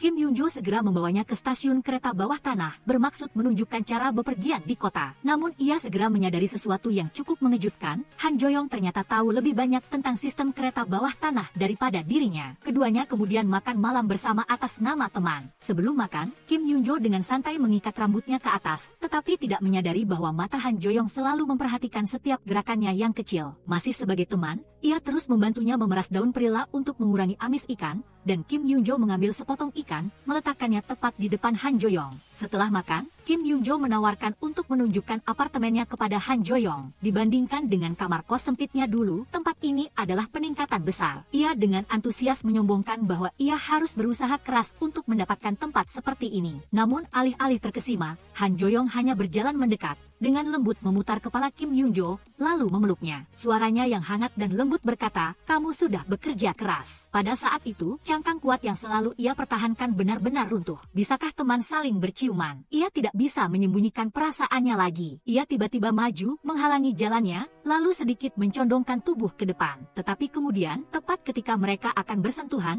Han Jo-young tiba-tiba berhenti. Dengan alasan sebagai teman, Han Jo-young memaksakan diri untuk mundur selangkah, mencoba menahan emosi yang berkobar di dalam hatinya. Kim Yun-jo juga dengan cepat menenangkan diri, berpura-pura tidak terjadi apa-apa. Di minimarket, saat mencari minuman beralkohol, matanya tak sengaja menyapu rak dan berhenti di kotak 3 serigala. Tepat pada saat itu, jantungnya berdebar kencang, ia tidak mengerti mengapa ia tanpa sadar melihat ke arah itu. Saat itulah Han Jo-young menelepon, suaranya tenang tetapi penuh makna tersembunyi. "Kamu sudah beli barang yang dibutuhkan untuk malam ini belum?" Ia terkejut, buru-buru mengambil sekotak 3 serigala, mengangguk penuh kemenangan. Sungguh pikiran yang saling terhubung, tetapi ketika Kim Yun-jo kembali ke rumah, ia baru tahu bahwa yang dimaksud Han Jo-young adalah bola lampu baru untuk menggantikan yang rusak. Karena tidak menemukannya, Han Jo-young juga mampir ke minimarket untuk membeli bola lampu. Berdiri di depan kasir, ia tak sengaja melihat kotak kondom cinta di rak. Sesampai di rumah, Han Jo-young membantu Kim Yun-jo mengganti bola lampu yang rusak. Tetapi saat ia mengangkat tangan untuk mengencangkan fitting lampu, cahaya dari langit-langit menyinari wajahnya, menonjolkan jakun yang maskulin. Bola lampu baru saja selesai diganti, Han Jo-young dengan santai duduk di sofa, sedikit memiringkan badannya mendekati Kim Yun-jo, tersenyum samar. "Kim Yun-jo, mau tidur denganku?" Kim Yun-jo tertegun. 10 tahun lalu, sebelum ia meninggalkan kampung halaman, ia juga pernah mengucapkan kalimat ini padanya. Dan kini, jelas Han Jo-young sengaja membalasnya dengan mengulangi kata-kata itu. Ia tertawa, seperti kebiasaan lama, mengulurkan tangan mencubit pipinya. Setelah itu, Han Jo-young masuk ke kamar mandi, menatap dirinya di cermin. Ia menarik napas dalam-dalam, lalu berkata pada dirinya sendiri bahwa mereka hanya teman. Namun, ketika keduanya duduk bersama minum, semua penghalang logika benar-benar runtuh. Tiba-tiba, Han Jo-young menarik kuat Kim Yun-jo ke dalam pelukannya, mendekapnya erat. "Jika kau lebih menyukai aku yang dulu, aku bisa menaikkan berat badanku lagi." Wajahnya semakin mendekat, semakin dekat lagi. Kim Yun-jo dengan cepat menghindar, lalu mencari alasan untuk lari ke kamar mandi. Ia menyemprotkan sedikit parfum, tetapi ketika keluar, ia melihat Han Jo-young sudah terlelap. Keesokan paginya, ketika Kim Yun-jo membangunkannya, Han Jo-young kesal memegangi kepalanya, bergumam menyalahkan dirinya sendiri. "Kenapa aku bisa tertidur di saat sepenting ini?" Keluar dari rumah, Han Jo-young kebetulan bertemu Choi Yun-hee. Entah kenapa, Choi Yun-hee tampak tidak senang, terutama saat mengetahui Han Jo-young menginap di rumah Kim Yun-jo. Ia tidak bisa menahan diri untuk tidak menyindir, menyiratkan bahwa telah terjadi sesuatu di antara mereka berdua. Melihat itu, Han Jo-young segera membalasnya. Kim Yun-jo buru-buru menjelaskan, tetapi Choi Yun-hee tetap tidak percaya, merasa ada yang tidak beres. Ia mencari Lee Si-yun untuk curhat. Begitu mendengarnya, Lee Si-yun tidak bisa menahan tawa keras. Ia bukannya menenangkan tetapi malah memperburuk keadaan, terus-menerus memuji Han Jo-young tampan, tinggi, jantan, dan menarik. Choi Yun-hee bersumpah harus mencari cara untuk menembus hati Kim Yun-jo. Sementara itu, karena Han Jo-young ada urusan yang harus diselesaikan di Seoul, setelah sarapan, Kim Yun-jo naik mobil bermaksud kembali. Tetapi tepat ketika ia baru saja duduk, ia tiba-tiba mendengar ketukan pintu mobil yang berulang-ulang. Han Jo-young tanpa ragu menariknya keluar dari mobil. Ia ingin Kim Yun-jo tinggal dan bermain 1 hari lagi. Ia ingin tahu, jika saja 10 tahun lalu ia ikut Kim Yun-jo ke Seoul, akankah hasilnya masih sama seperti sekarang? Di kampung halaman, ketika ibu Han Jo-young mendengar putranya tidak datang ke tempat janji seperti rencana, ia langsung panik. Awalnya, ia mengira hari ini Han Jo-young pergi ke Seoul untuk menonton konser bersama juniornya. Tetapi ketika junior itu juga memberitahu bahwa ia tidak bisa pergi, ibu Han Jo-young mulai merasa gelisah. Ia bergegas berlari ke lokasi konstruksi, bertanya kemana-mana. Saat tahu Kim Yun-jo juga berada di Seoul, raut wajahnya langsung memucat. Insting seorang ibu memberitahunya bahwa hal yang paling ia khawatirkan.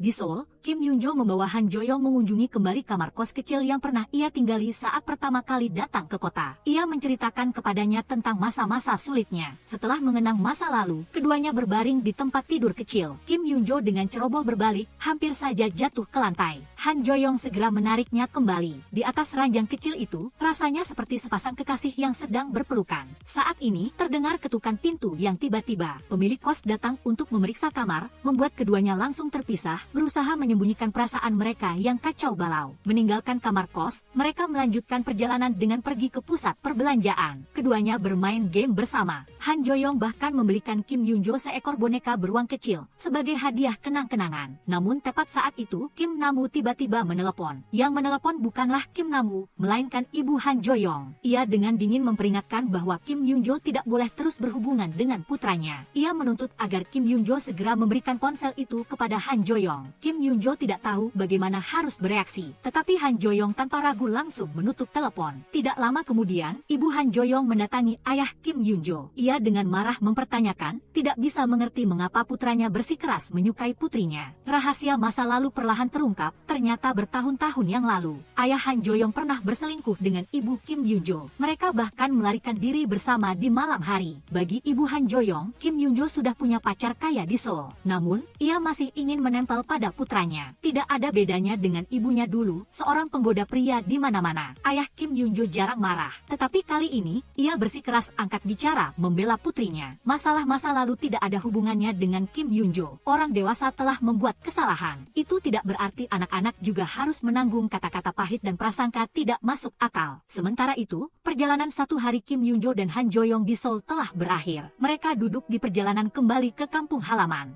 Namun suasananya dipenuhi rasa berat. Telepon dari ibu Han Jo-young telah merusak semua saat-saat menyenangkan sebelumnya. Kim Yoon-jo khawatir ibu Han Jo-young akan terus menentang, terus menggunakan kata-kata menyakitkan untuk mendorongnya menjauh dari Han Jo-young. Tetapi Han Jo-young sangat teguh. Ia menatap lurus ke matanya, berkata ia akan bicara sendiri dengan ibunya. Begitu mereka turun dari mobil, ibu Han Jo-young langsung menyerbu, mencela Kim Yoon-jo di depan semua orang. Han Jo-young tanpa pikir panjang, segera merentangkan tangan di depannya, mencoba menarik ibunya menjauh. Kim Namu juga mendatanginya, langsung bertanya apakah ia dan Han Jo-young berpacaran. Kim Yoon-jo mengatakan bahwa, entah itu Kim Namu atau Han Jo-young, semua pernah menginap di rumahnya. Jadi, tidak ada yang istimewa di antara mereka. Di sisi lain, junior itu akhirnya mengetahui bahwa keranjang bunga dan tiket konser awalnya bukan dikirim oleh Han Jo-young, melainkan semua diatur oleh ibunya atas kemauan sendiri. Senyum di wajah gadis itu langsung membeku. Ia berinisiatif mengusulkan kepada Han Jo-young agar mereka berdua harus angkat bicara dan menjelaskan semuanya kepada penduduk desa untuk mengakhiri rumor tak berdasar. Namun, Han Jo-young menolak. Ia ingin menunggu sampai Kim Yoon-jo meninggalkan tempat ini, menyelesaikan proyeknya, untuk menghindarinya menjadi pusat dari segala kritikan.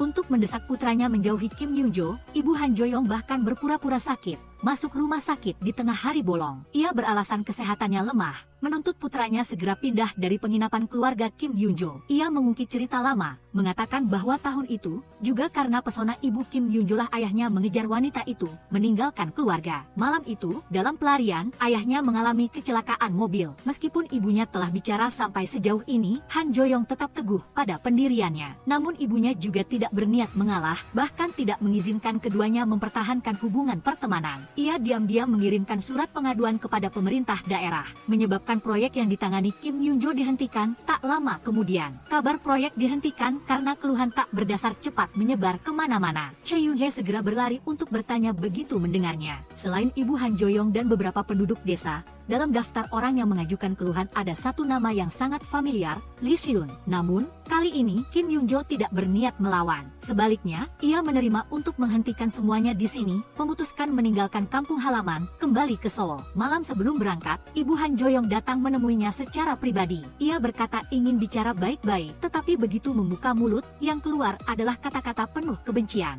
Ia terus menekankan bahwa Kim Yoon-jo tidak berbeda dengan ibunya. Kata-kata pedas itu seketika memancing amarah Kim Yoon-jo. Untuk pertama kalinya, ia tidak menahan diri dan membalas dengan tajam. Jika ibunya telah merebut suami ibunya, maka ia juga akan merebut putra ibunya. Menyadari situasi tidak kondusif, Han Jo-young bergegas datang, menarik ibunya keluar dari penginapan. Malam tiba, Kim Yoon-jo duduk termenung di bangku panjang di luar penginapan. Saat ini, Choi Yoon-hye tiba-tiba muncul, melangkah mendekatinya, di tangan memegang sebuah kotak kecil. Ia dengan lembut meletakkannya di tangan Kim Yoon-jo, berkata bahwa jika Kim Yoon-jo mau menerimanya, setidaknya atas nama, ia masih bisa membantunya menghindari tatapan menyelidik penduduk desa. Sementara itu, Han Jo-young juga sedang terbebani pikirannya. Ia teringat kembali kecelakaan ayahnya bertahun-tahun lalu, tetapi hal yang paling menghantuinya bukanlah ayahnya yang terluka, melainkan gambaran Kim Yun-jo yang pingsan tepat di tempat kejadian setelah menyaksikan pemandangan mengerikan itu. Keesokan paginya, Han Jo-yong mengajak ibunya sarapan. Ibunya dengan senang hati setuju,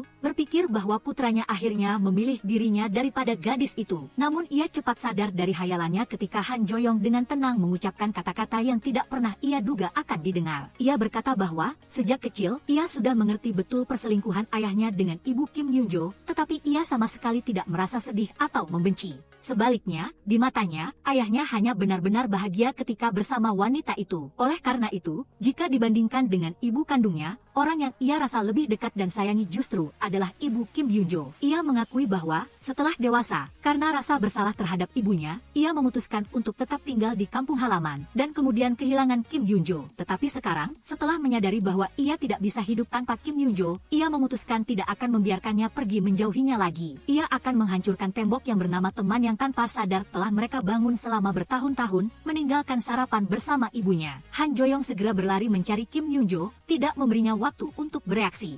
Han Jo-yong mencondongkan tubuh, mengunci bibir Kim Yun-jo dengan ciuman yang penuh gairah. Ia tidak tahan lagi, ia tidak ingin hanya berteman dengannya. Kembali ke penginapan, Kim Yun-jo teringat akan kalung yang diberikan Choi Yun-hye tadi malam. Ia ingat bahwa alasan awalnya menerima itu hanyalah untuk menutupi mata penduduk desa, hanya agar proyek bisa dilanjutkan. Tetapi sekarang, segalanya telah berubah. Ia memutuskan bertemu Han Jo-yong, memberitahunya kebenaran tentang kalung itu. Mendengar ceritanya, Han Jo-yong menghela napas lega. Selama Choi Yun-hye bukan orang yang Kim Yun-jo pilih, maka segalanya masih ada kesempatan. Ia tersenyum, menunduk, memberinya ciuman lembut, seolah ingin mengukir momen ini jauh di dalam hati. Karena hari ini adalah hari pertama mereka resmi bersama. Keesokan paginya, saat makan bersama teman-teman di penginapan, Kim Yun-jo dan Han Jo-yong tak henti-hentinya bertukar pandang penuh makna. Namun kegembiraan pagi itu dengan cepat terganggu saat Choi Yun-hye menelepon. Dengan rasa penasaran, ia meninggalkan meja makan, berjalan keluar untuk mengangkat telepon. Begitu ia keluar, orang-orang yang lewat satu persatu mendekat. Setiap orang memegang setangkai mawar di tangan dan dengan lembut memberikannya padanya. Ia berdiri terpaku, bingung tidak mengerti apa yang terjadi, tetapi kakinya tanpa sadar mengikuti arus orang.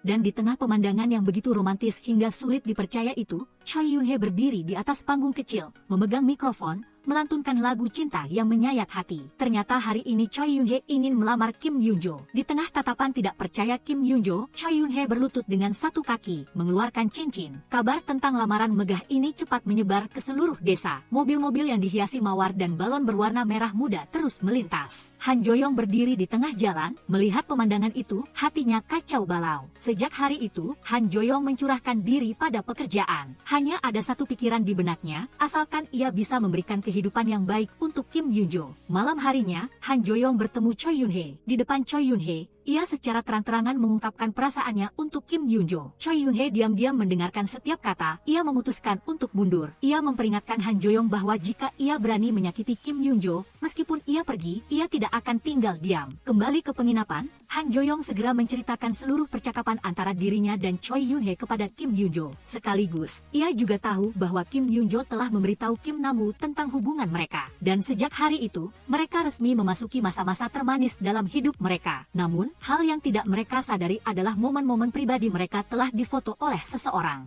Choi Yun-hye menatap layar ponselnya, raut wajahnya gelap. Lee Si-eun datang, memberitahunya bahwa dengan penampilan tampan, karir sukses, dan keuangan stabil seperti dirinya, sebenarnya orang yang kehilangan kesempatan di sini adalah Kim Yun-jo. Ia bahkan secara tak terduga mengungkapkan bahwa bertahun-tahun lalu, orang yang ingin dinikahinya tidak lain adalah Choi Yun-hye. Namun, karena ia tak kunjung bicara, Lee Si-eun hanya bisa mempertahankan hubungan pertemanan dengannya, lalu lambat laun terseret dalam roda kehidupan. Choi Yun-hye sempat tertegun, tetapi segera setelah itu, Lee Si-eun tertawa, berpura-pura semuanya hanyalah lelucon. Ia tidak ingin membuat segalanya menjadi serius, ia menarik Choi Yun-hye ke pusat perbelanjaan, sambil memilih pakaian untuk anak yang akan lahir. Karena kini, Lee Si-eun sudah punya keluarga sendiri, ia akan menjadi ibu. Saat sedang memilih pakaian, Choi Yun-hye tak sengaja memergoki suami Lee Si-eun sedang bermesraan dengan seorang wanita asing. Tanpa sempat berpikir, ia langsung menyerbu, menghadiahkan pukulan telak pada lawan. Lee Si-eun buru-buru berlari menghampiri menjelaskan bahwa wanita itu hanyalah sepupu suaminya. Pria itu dengan dingin melirik Choi Yun-hye lalu merendahkan suara memperingatkannya agar jangan terlalu akrab dengan istri orang. Sementara itu, di desa yang damai, kisah cinta Han Jo-yong dan Kim Yun-jo masih berjalan dengan baik. Salah satu bibi yang paling banyak bicara di desa datang,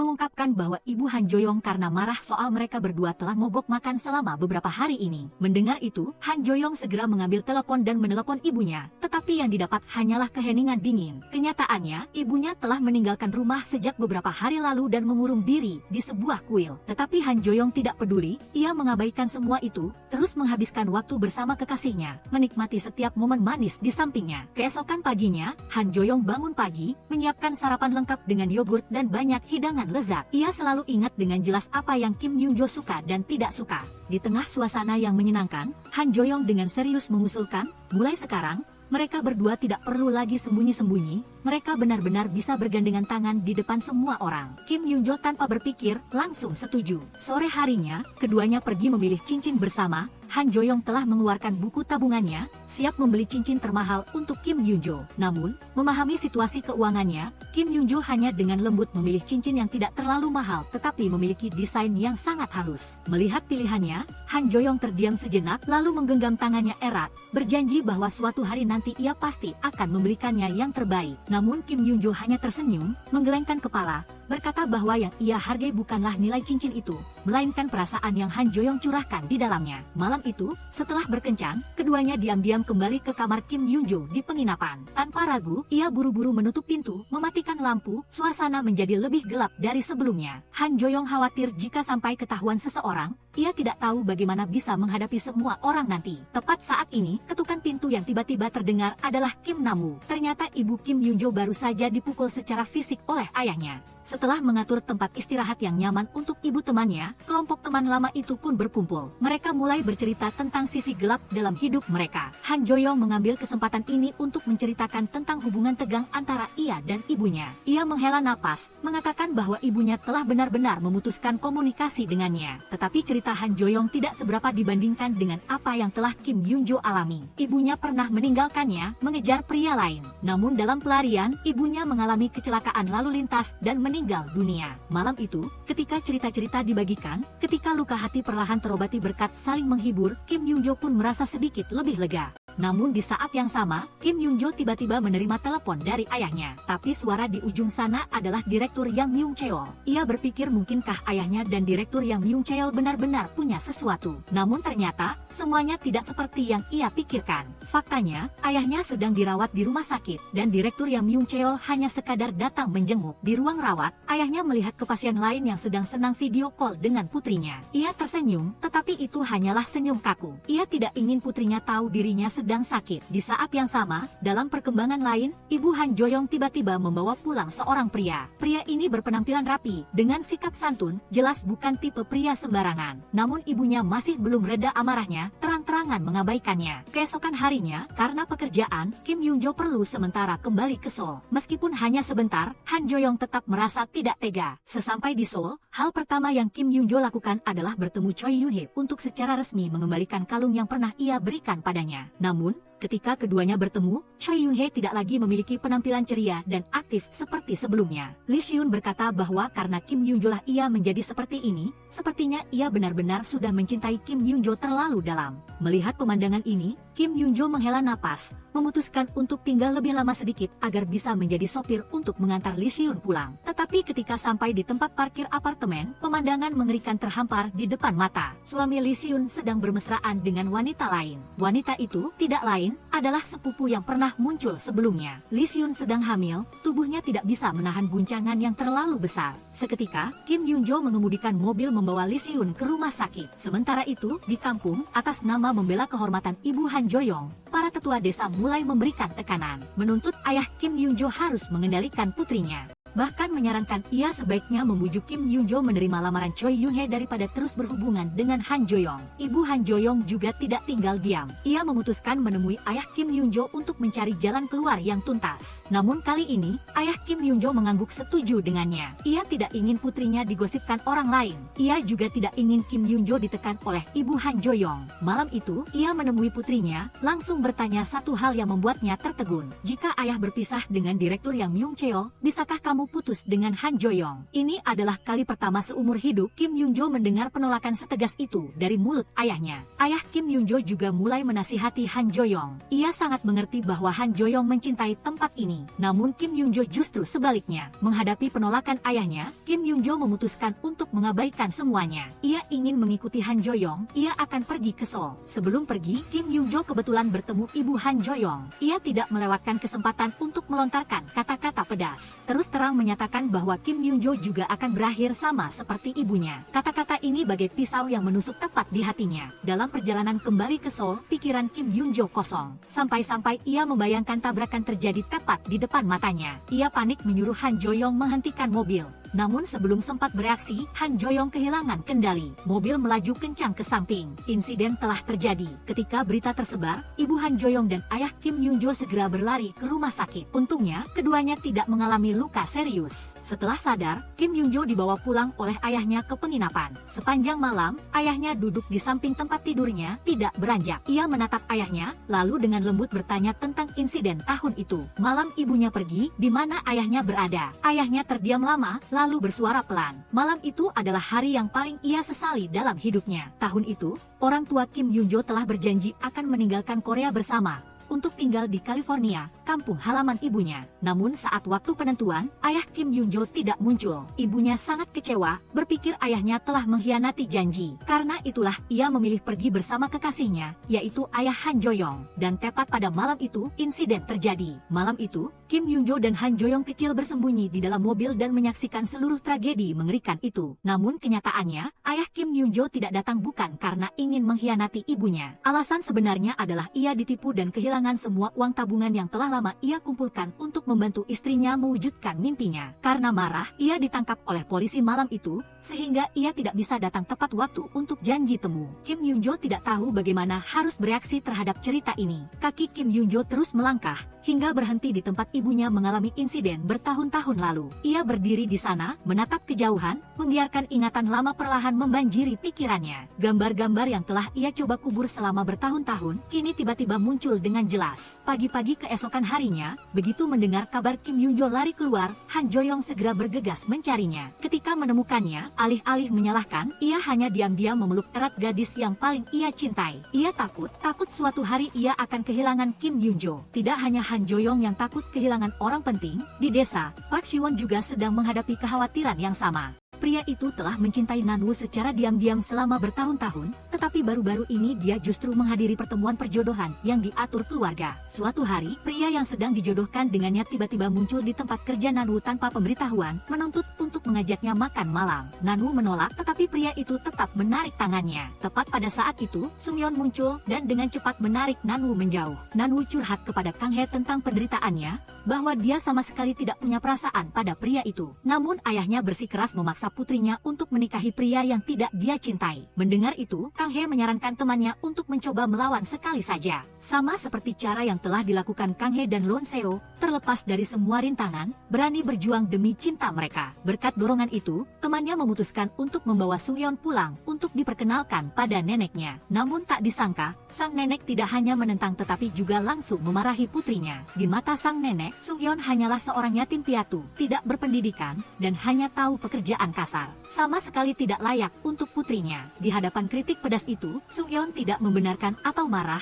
hanya diam-diam menundukkan kepala meminta maaf lalu pergi. Malam itu, Kang Hye menemui Sung-yeon, memeluknya dengan lembut untuk menghibur. Bagi Kang Hye, Sung-yeon seperti seorang adik laki-laki. Bertahun-tahun lalu, dia ditinggalkan oleh orang tua kandungnya di penginapan keluarga Kang Hye. Mereka meninggalkan surat, berjanji akan kembali menjemputnya. Karena itu, ayah Kang Hye memutuskan untuk membesarkan Sung-yeon sampai hari itu tiba. Dan sejak saat itu, di mata Kang Hye, dia adalah adik laki-laki yang selalu ingin dia lindungi. Saat ini, Kang Hye bertanya apakah Sung-yeon mau pergi bersamanya ke Seoul. Namun Sung-yeon hanya menggelengkan kepala pelan, dia masih harus tinggal di sana untuk menunggu orang tuanya kembali. Meskipun Sung-yeon tahu, mungkin itu adalah janji yang tidak akan pernah terpenuhi. Sambil berkata begitu, Sung-yeon mengeluarkan sebuah foto yang telah ia simpan dan hargai selama bertahun-tahun. Dalam foto itu ada Sung-yeon dan ibu Kang Hye. Dulu, ibunya pernah dengan ramah berpesan kepada Sung Yeon agar memanggilnya ibu. Melihat foto ibunya, mata Kang He memerah, ia tiba-tiba merasa sangat menyesal. Pada akhirnya, ia bahkan tidak punya satupun foto bersama ibunya. Untungnya, dalam hidup Kang He, Yeon-su telah menggantikan posisi ibunya,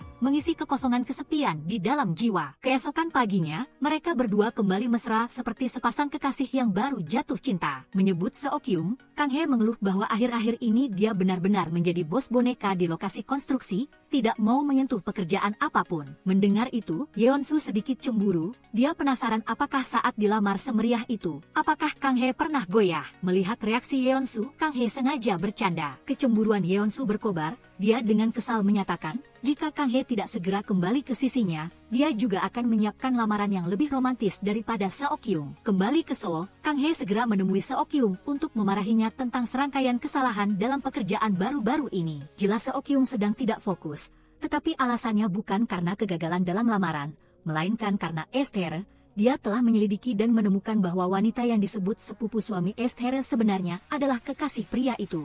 Seok-kyung sangat khawatir, takut jika Esther mengetahui kebenaran ini, dia tidak akan sanggup menahan guncangan. Namun dari apa yang Kang He dengar, Esther sudah tahu semuanya. Seok-kyung semakin terlihat cemas dan termenung. Kembali ke rumah, Kang He mulai membereskan kamar. Saat menyapu, dia tidak sengaja melihat boneka beruang yang jatuh di bawah sofa. Dia membungkuk mencoba meraihnya. Tak disangka, pemandangan di depannya seperti kunci yang membuka pintu kenangan yang terkubur selama bertahun-tahun. Dalam kepanikan, Kang He seolah melihat dirinya saat masih kecil. Kang He kecil saat itu gemetar memberitahunya bahwa pada hari ibunya meninggal, dia kehilangan boneka beruang ini. Hanya dalam sekejap, semua rasa sakit yang terpendam selama bertahun-tahun tiba-tiba meluap. Malam itu, ketika masih kecil, ibu Kang He telah bersiap untuk pergi bersama pria lain setelah kecewa dengan suaminya. Sebelum tidur, dia masih memeluk anaknya, mencium keningnya, karena takut ibunya akan pergi tanpa mengucapkan selamat tinggal. Kang He kecil memikirkan sebuah cara. Dia mengambil sehelai benang wol kecil, mengikat salah satu ujungnya ke pergelangan kaki ibunya,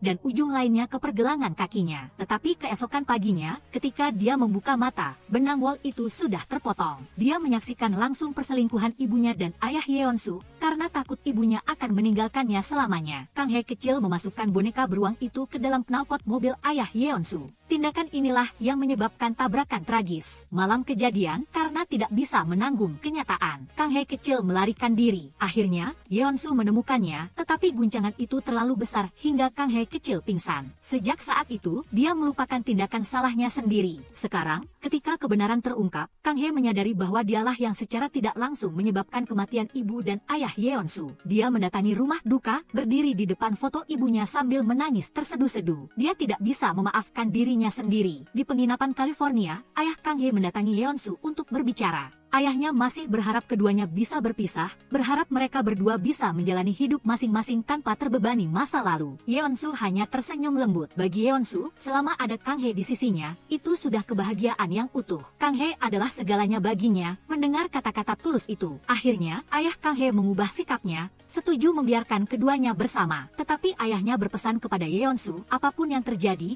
Yeon-su harus membuat Kang He bahagia. Keesokan paginya, Yeon-su pergi ke Seoul mencari Kang He, tetapi tidak bisa dihubungi meskipun sudah berkali-kali menelepon. Yeon-su dengan sabar menunggu sepanjang hari di bawah rumahnya, hingga hari gelap barulah Kang He kembali. Yeon-su ingin menginap semalam di rumahnya lalu baru kembali. Tak disangka, Kang He malah mengucapkan dua kata perpisahan, menyadari dia sedang punya masalah. Yeon-su hanya mengejar dan memberitahunya bahwa dia akan menunggu. Menunggu sampai Kang He siap untuk mengungkapkan perasaannya. Menunggu sampai Kang He benar-benar tenang kembali. Kembali ke penginapan di kampung, Kang He melihat ayahnya duduk diam memainkan gitar. Melodi yang terdengar sedikit sedih. Ayahnya berhenti, berjalan ke sisi putrinya, dengan suara yang hangat dan tulus, mengungkapkan semua penyesalan yang selalu ia rasakan. Tetapi hati Kang He menjadi semakin bingung. Dia tidak tahu apakah harus memaafkan ayahnya atau memaafkan dirinya sendiri. Sebelum kembali ke Seoul, Kang He bertemu dengan ibu Yeon-su. Mendengar kabar Kang He mengalami kecelakaan, ibu Yeon-su merasa sangat bersalah. Menyalahkan dirinya karena telah mengutuk Kang He, berpikir bahwa kata-kata pedas itulah yang menyebabkan kejadian tersebut. Begitu bertemu, ibu Yeon-su sudah berniat meminta maaf.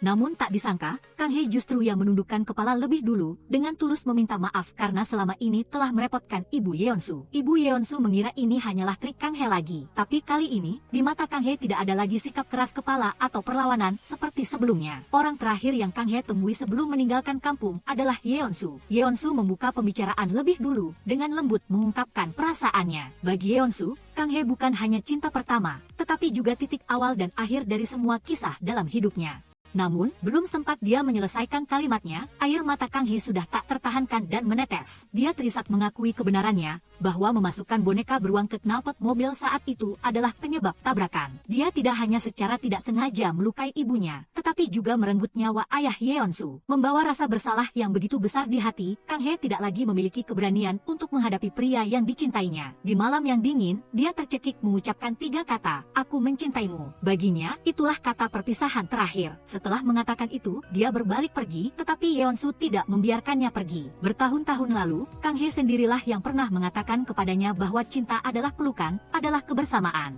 Dan sekarang, Yeonsu tidak akan membiarkan apapun membuat mereka berpisah. Terlepas dari pilihan apapun yang Kang Hye ambil, perasaannya untuk Kang Hye tidak pernah berubah. Yeonsu akan selalu ada di sini, selamanya menanti Kang Hye kembali. Kembali ke Seoul, Kang Hye masih tenggelam dalam mimpi buruk dari masa lalu. Melihat ada yang aneh padanya, Seok-kyung diam-diam mengikutinya dan menemukan Kang Hye pergi ke gereja. Di sana, Kang Hye berlutut dan mengakui semuanya. Dialah yang menyebabkan tabrakan, dialah yang melukai ibunya dan ayah Yeonsu. Karena bayangan rasa bersalah yang tidak bisa hilang, Kang Hye memutuskan untuk menyerahkan diri. Seok-kyung berusaha menghentikannya, menekankan bahwa saat insiden itu terjadi, Kang Hye masih anak-anak di bawah 10 tahun. Seok-kyung menyarankan agar Kang Hye mencoba berbicara dengan Yeonsu untuk memutuskan apakah dia pantas mendapatkan pengampunan atau tidak. Namun, akhir-akhir ini Kang Hye tidak bisa menghubungi Yeonsu. Dia tidak tahu bahwa saat ini ayahnya didiagnosis menderita kanker. Akhir-akhir ini, Yeonsu selalu sibuk mengantar ayah Kang Hye bolak-balik ke rumah sakit. Dokter memberitahu tentang kondisi kesehatannya, mengatakan bahwa selain kemoterapi, tidak ada metode pengobatan yang lebih baik. Setelah membantu ayah Kang Hye menyelesaikan prosedur rawat inap, Yeonsu kebetulan bertemu Direktur Huang, mitra bisnis Kang Hye, di rumah sakit. Ternyata, Direktur Huang sudah mengetahui penyakit ayah Kang Hye sebelumnya. Karena, sama seperti ayah Kang Hye, Direktur Huang juga adalah pasien kanker. 3 tahun lalu, di rumah sakit ini, ayah Kang Hye dan Direktur Huang kebetulan berkenalan. Sejak saat itu, ayah Kang Hye diam-diam berjuang melawan kanker, melalui banyak sesi kemoterapi tanpa sepengetahuan siapapun. Karena senasib dan juga teman satu klub film, keduanya berjanji untuk menjadi sahabat seperjuangan, saling menjaga selama masa pengobatan. Namun, dalam rawat inap yang terakhir, ayah Kang Hye menyatakan niatnya untuk menyerah pada kemoterapi. Tidak dapat membujuknya, Direktur Huang terpaksa meminta bantuan Yeonsu, berharap dia bisa menasihati. Namun, ayah Kang Hye tetap teguh pada pendiriannya. Sisa waktu hidupnya, dia ingin bebas bepergian, menikmati hari-hari terakhirnya dengan tenang. Satu-satunya hal yang membuatnya khawatir adalah putrinya. Dia menggenggam erat tangan Yeonsu, memohon agar Yeonsu tidak memberitahu Kang Hye tentang hal ini. Sepanjang hidupnya, dia tidak pernah menjadi ayah yang utuh. Sekarang, ketika waktunya tidak banyak lagi, dia tidak ingin putrinya terbebani lagi karenanya. Meskipun sangat menyakitkan, Yeonsu juga tidak bisa mengubah keputusan ayah Kang Hye. Beberapa hari kemudian, Yeonsu diam-diam mengantar ayah Kang Hye ke rumah sakit, menyembunyikan semuanya di hadapan Kang Hye. Namun, menghilangnya Yeonsu secara tak biasa membuat Kang Hye merasa ada yang tidak beres. Dia mendatangi klinik hewan untuk bertanya kepada juniornya tentang keberadaan Yeonsu, tetapi juniornya juga sama sekali tidak tahu. Dia hanya mendengar selentingan tentang Yeonsu yang mengatakan bahwa dia sepertinya sedang mempersiapkan wawancara. Kemungkinan akan pindah ke Seoul untuk bekerja sebagai peneliti hewan.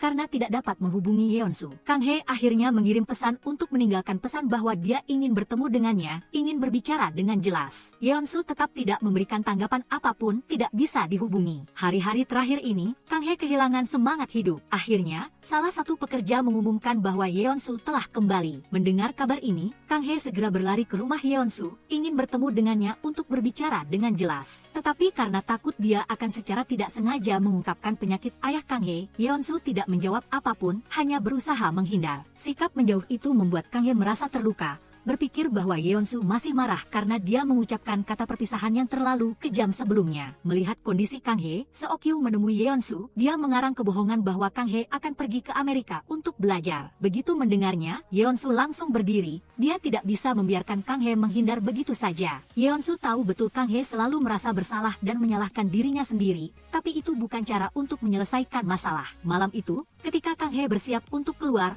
Yeonsu tiba-tiba muncul dengan nada penuh wibawa, melarangnya pergi. Setelah itu, dia menarik Kang Hye ke kantor polisi, meminta untuk memeriksa kembali berkas investigasi tentang tabrakan lalu lintas ayahnya dan ibu Kang Hye di masa lalu. Yeonsu melakukan ini bukan hanya untuk membantu Kang Hye berani menghadapi kebenaran, tetapi juga karena ingin mempertahankannya di sisinya. Jika benar ayahnya meninggal karena Kang Hye, maka Kang Hye harus menebusnya dengan menggantikan ayahnya merawat dan berada di sisinya seumur hidup, bukan melarikan diri. Setelah berkata demikian, Yeonsu menggenggam erat tangan Kang Hye. Air mata Kang Hye menetes, tetapi senyuman juga perlahan muncul di wajahnya. Kata-kata Yeonsu membuatnya merasa lega. Dalam angin malam yang dingin, Yeonsu dengan lembut memakaikan jaketnya ke tubuh Kang Hye. Namun saat menyentuh saku jaket, dia tidak sengaja menemukan selembar formulir pendaftaran pemeriksaan medis di dalamnya. Kang Hye merasa curiga, lalu bertanya kepada Yeonsu apa yang sedang terjadi. Yeonsu langsung berbohong, mengatakan itu milik seorang teman yang terluka sehingga dia mengantarnya berobat. Kang Hye sementara mempercayai kata-katanya, hanya berpesan bahwa mulai sekarang keduanya tidak boleh menyembunyikan apapun, juga tidak boleh menjauhkan satu sama lain dengan alasan apapun. Sementara itu, di kampung halaman, polisi telah menyelesaikan pemeriksaan berkas tabrakan. Saat membaca laporan, Kang Hye menemukan penyebabnya sama sekali tidak ada hubungannya dengan dia yang memasukkan boneka beruang ke knalpot mobil. Setelah memastikan kebenarannya, Kang Hye akhirnya bisa melepaskan beban di hatinya. Yeonsu diam-diam memeluknya, memberinya kenyamanan tanpa kata. Setelah pelukan itu, Yeonsu menggandeng tangan Kang Hye, membawanya menemui ibunya. Kali ini, Yeonsu ingin secara resmi memperkenalkan Kang Hye sebagai pacarnya, separuh terpenting dalam hidupnya. Namun, ibu Yeonsu tetap tidak bisa mengabaikan masa lalu,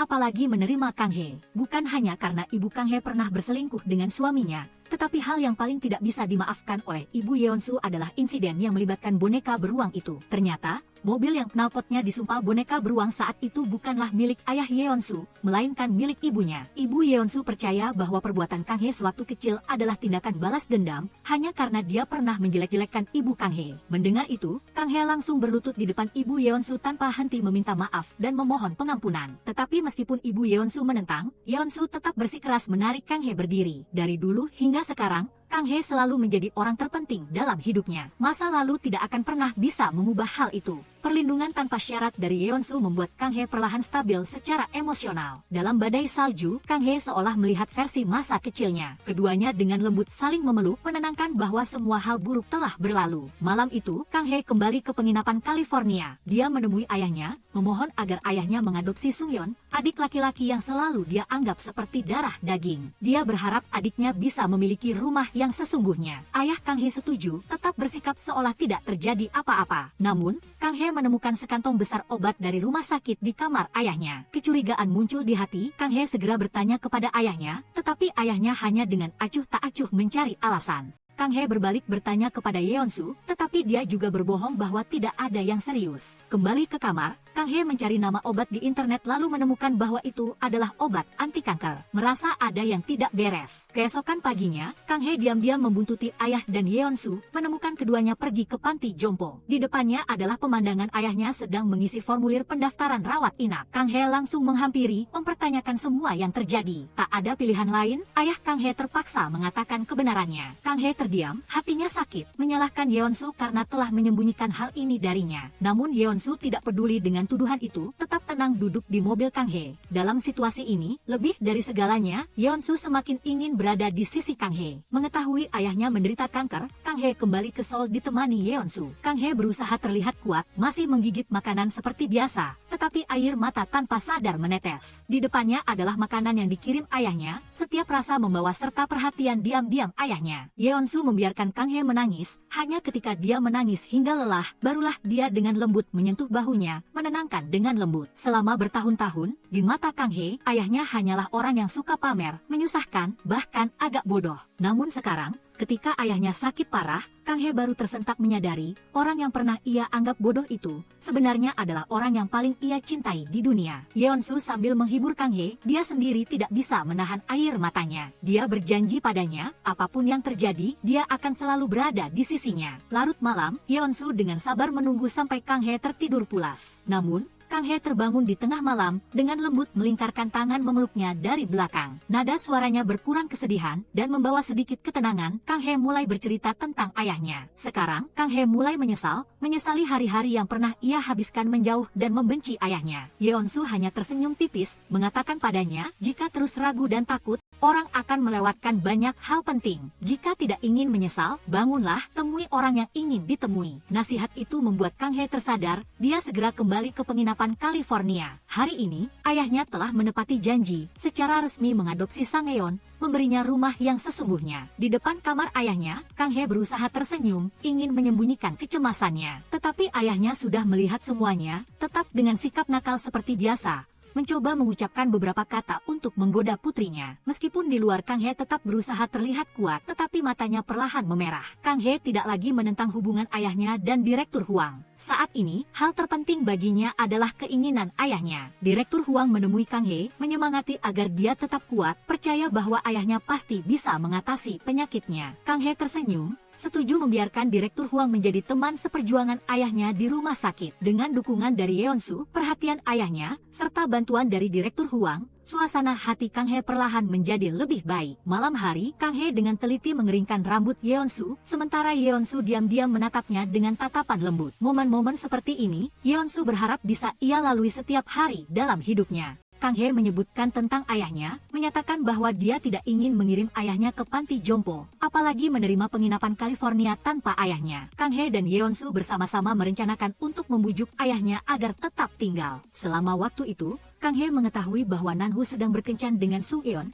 dan teman lainnya telah secara resmi mengkonfirmasi perasaannya kepada Dr. Hewan Tui, Junior Yeon-su. Seluruh penginapan California dipenuhi suasana manis cinta. Kang He dan Yeon-su juga saling melilit syal, bertukar kata-kata cinta yang manis. Namun menjelang malam, mereka menerima kabar mengejutkan, ternyata ayahnya berencana menjual penginapan itu. Keesokan paginya, agen properti datang melihat rumah, terus-menerus membual tentang rencana renovasi seluruh tempat itu. Tidak tahan dengan kata-kata itu, Kang He segera mengusir orang itu keluar. Setelah agen itu pergi, Kang He pergi ke rumah sakit mengunjungi ayahnya. Melihat ayahnya dengan tubuh kurus, Kang He tidak bisa menahan rasa sedih. Dari dulu hingga sekarang, ini adalah kali pertama dia melihat langsung ayahnya benar-benar sakit separah ini. Untungnya, masih ada Yeon-su di sisinya. Kang He berusaha menahan kesedihan, tersenyum, lalu menenangkan diri, melangkah ke kamar pasien. Ketika dihadapkan pada pertanyaan putrinya tentang alasan menjual penginapan, ayah Kang He hanya dengan lembut menjawab bahwa dia takut. Dia takut jika suatu hari dia meninggal, tempat ini, tempat yang menyimpan terlalu banyak kenangan menyakitkan putrinya, akan menjadi belenggu yang mengikatnya. Dia ingin putrinya bisa terus melangkah maju tanpa harus memikirkan masa lalu. Karena itu, dia terpaksa melepaskan semua keterikatan dan ketergantungan pada penginapan ini. Namun Kang He memiliki pemikiran lain.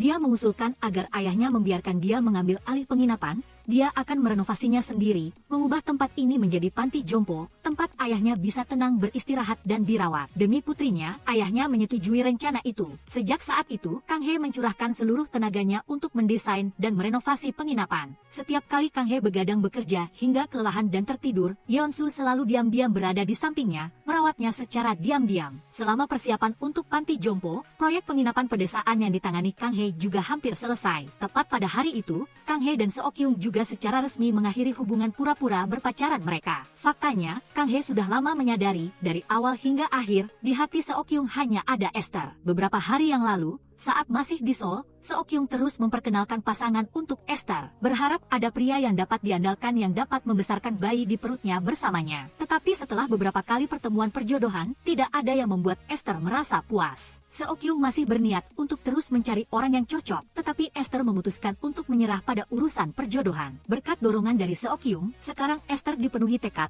percaya bahwa meskipun hanya sendirian, Esther tetap bisa membesarkan anaknya dengan baik. Seok-kyung juga bersungguh-sungguh berjanji bahwa bahwa, meskipun tidak bisa menjadi kekasih, Seok-kyung akan selalu berada di sisi Esther sebagai teman yang dapat diandalkan. Seok-kyung bahkan berjanji pada hari penginapan Kang Hye resmi dibuka, Seok-kyung akan membantunya mengadakan upacara pembukaan yang meriah. Tidak lama kemudian, penginapan itu akhirnya selesai. Di malam hari, Kang Hye membawa Yeonsu ke penginapan yang baru direnovasi, tempat dia mencurahkan seluruh hati untuk mendesain. Ini adalah proyek pertama yang Kang Hye ingin Yeonsu saksikan dengan mata kepala sendiri. Yeonsu tidak henti-hentinya memuji bakat Kang Hye. Keesokan paginya, Seok-kyung juga menepati janjinya. Seok-kyung secara pribadi mengambil peran sebagai MC dalam upacara pemotongan pita peresmian penginapan. Setelah upacara, penduduk desa mulai memiliki pandangan yang berbeda tentang Kang Hye. Teman-teman sekolah yang pernah mengejeknya di masa lalu juga datang satu persatu untuk meminta maaf. Kang Hye tidak bisa menyembunyikan rasa harunya, seolah-olah penginapan itu telah mengenakan penampilan baru. Hidupnya juga membuka lembaran baru yang cerah. Malam harinya, Kang Hye bersama teman-temannya mengadakan pesta ulang tahun untuk ayahnya. Dalam suasana ramai, Kang Hye memeluk ayahnya,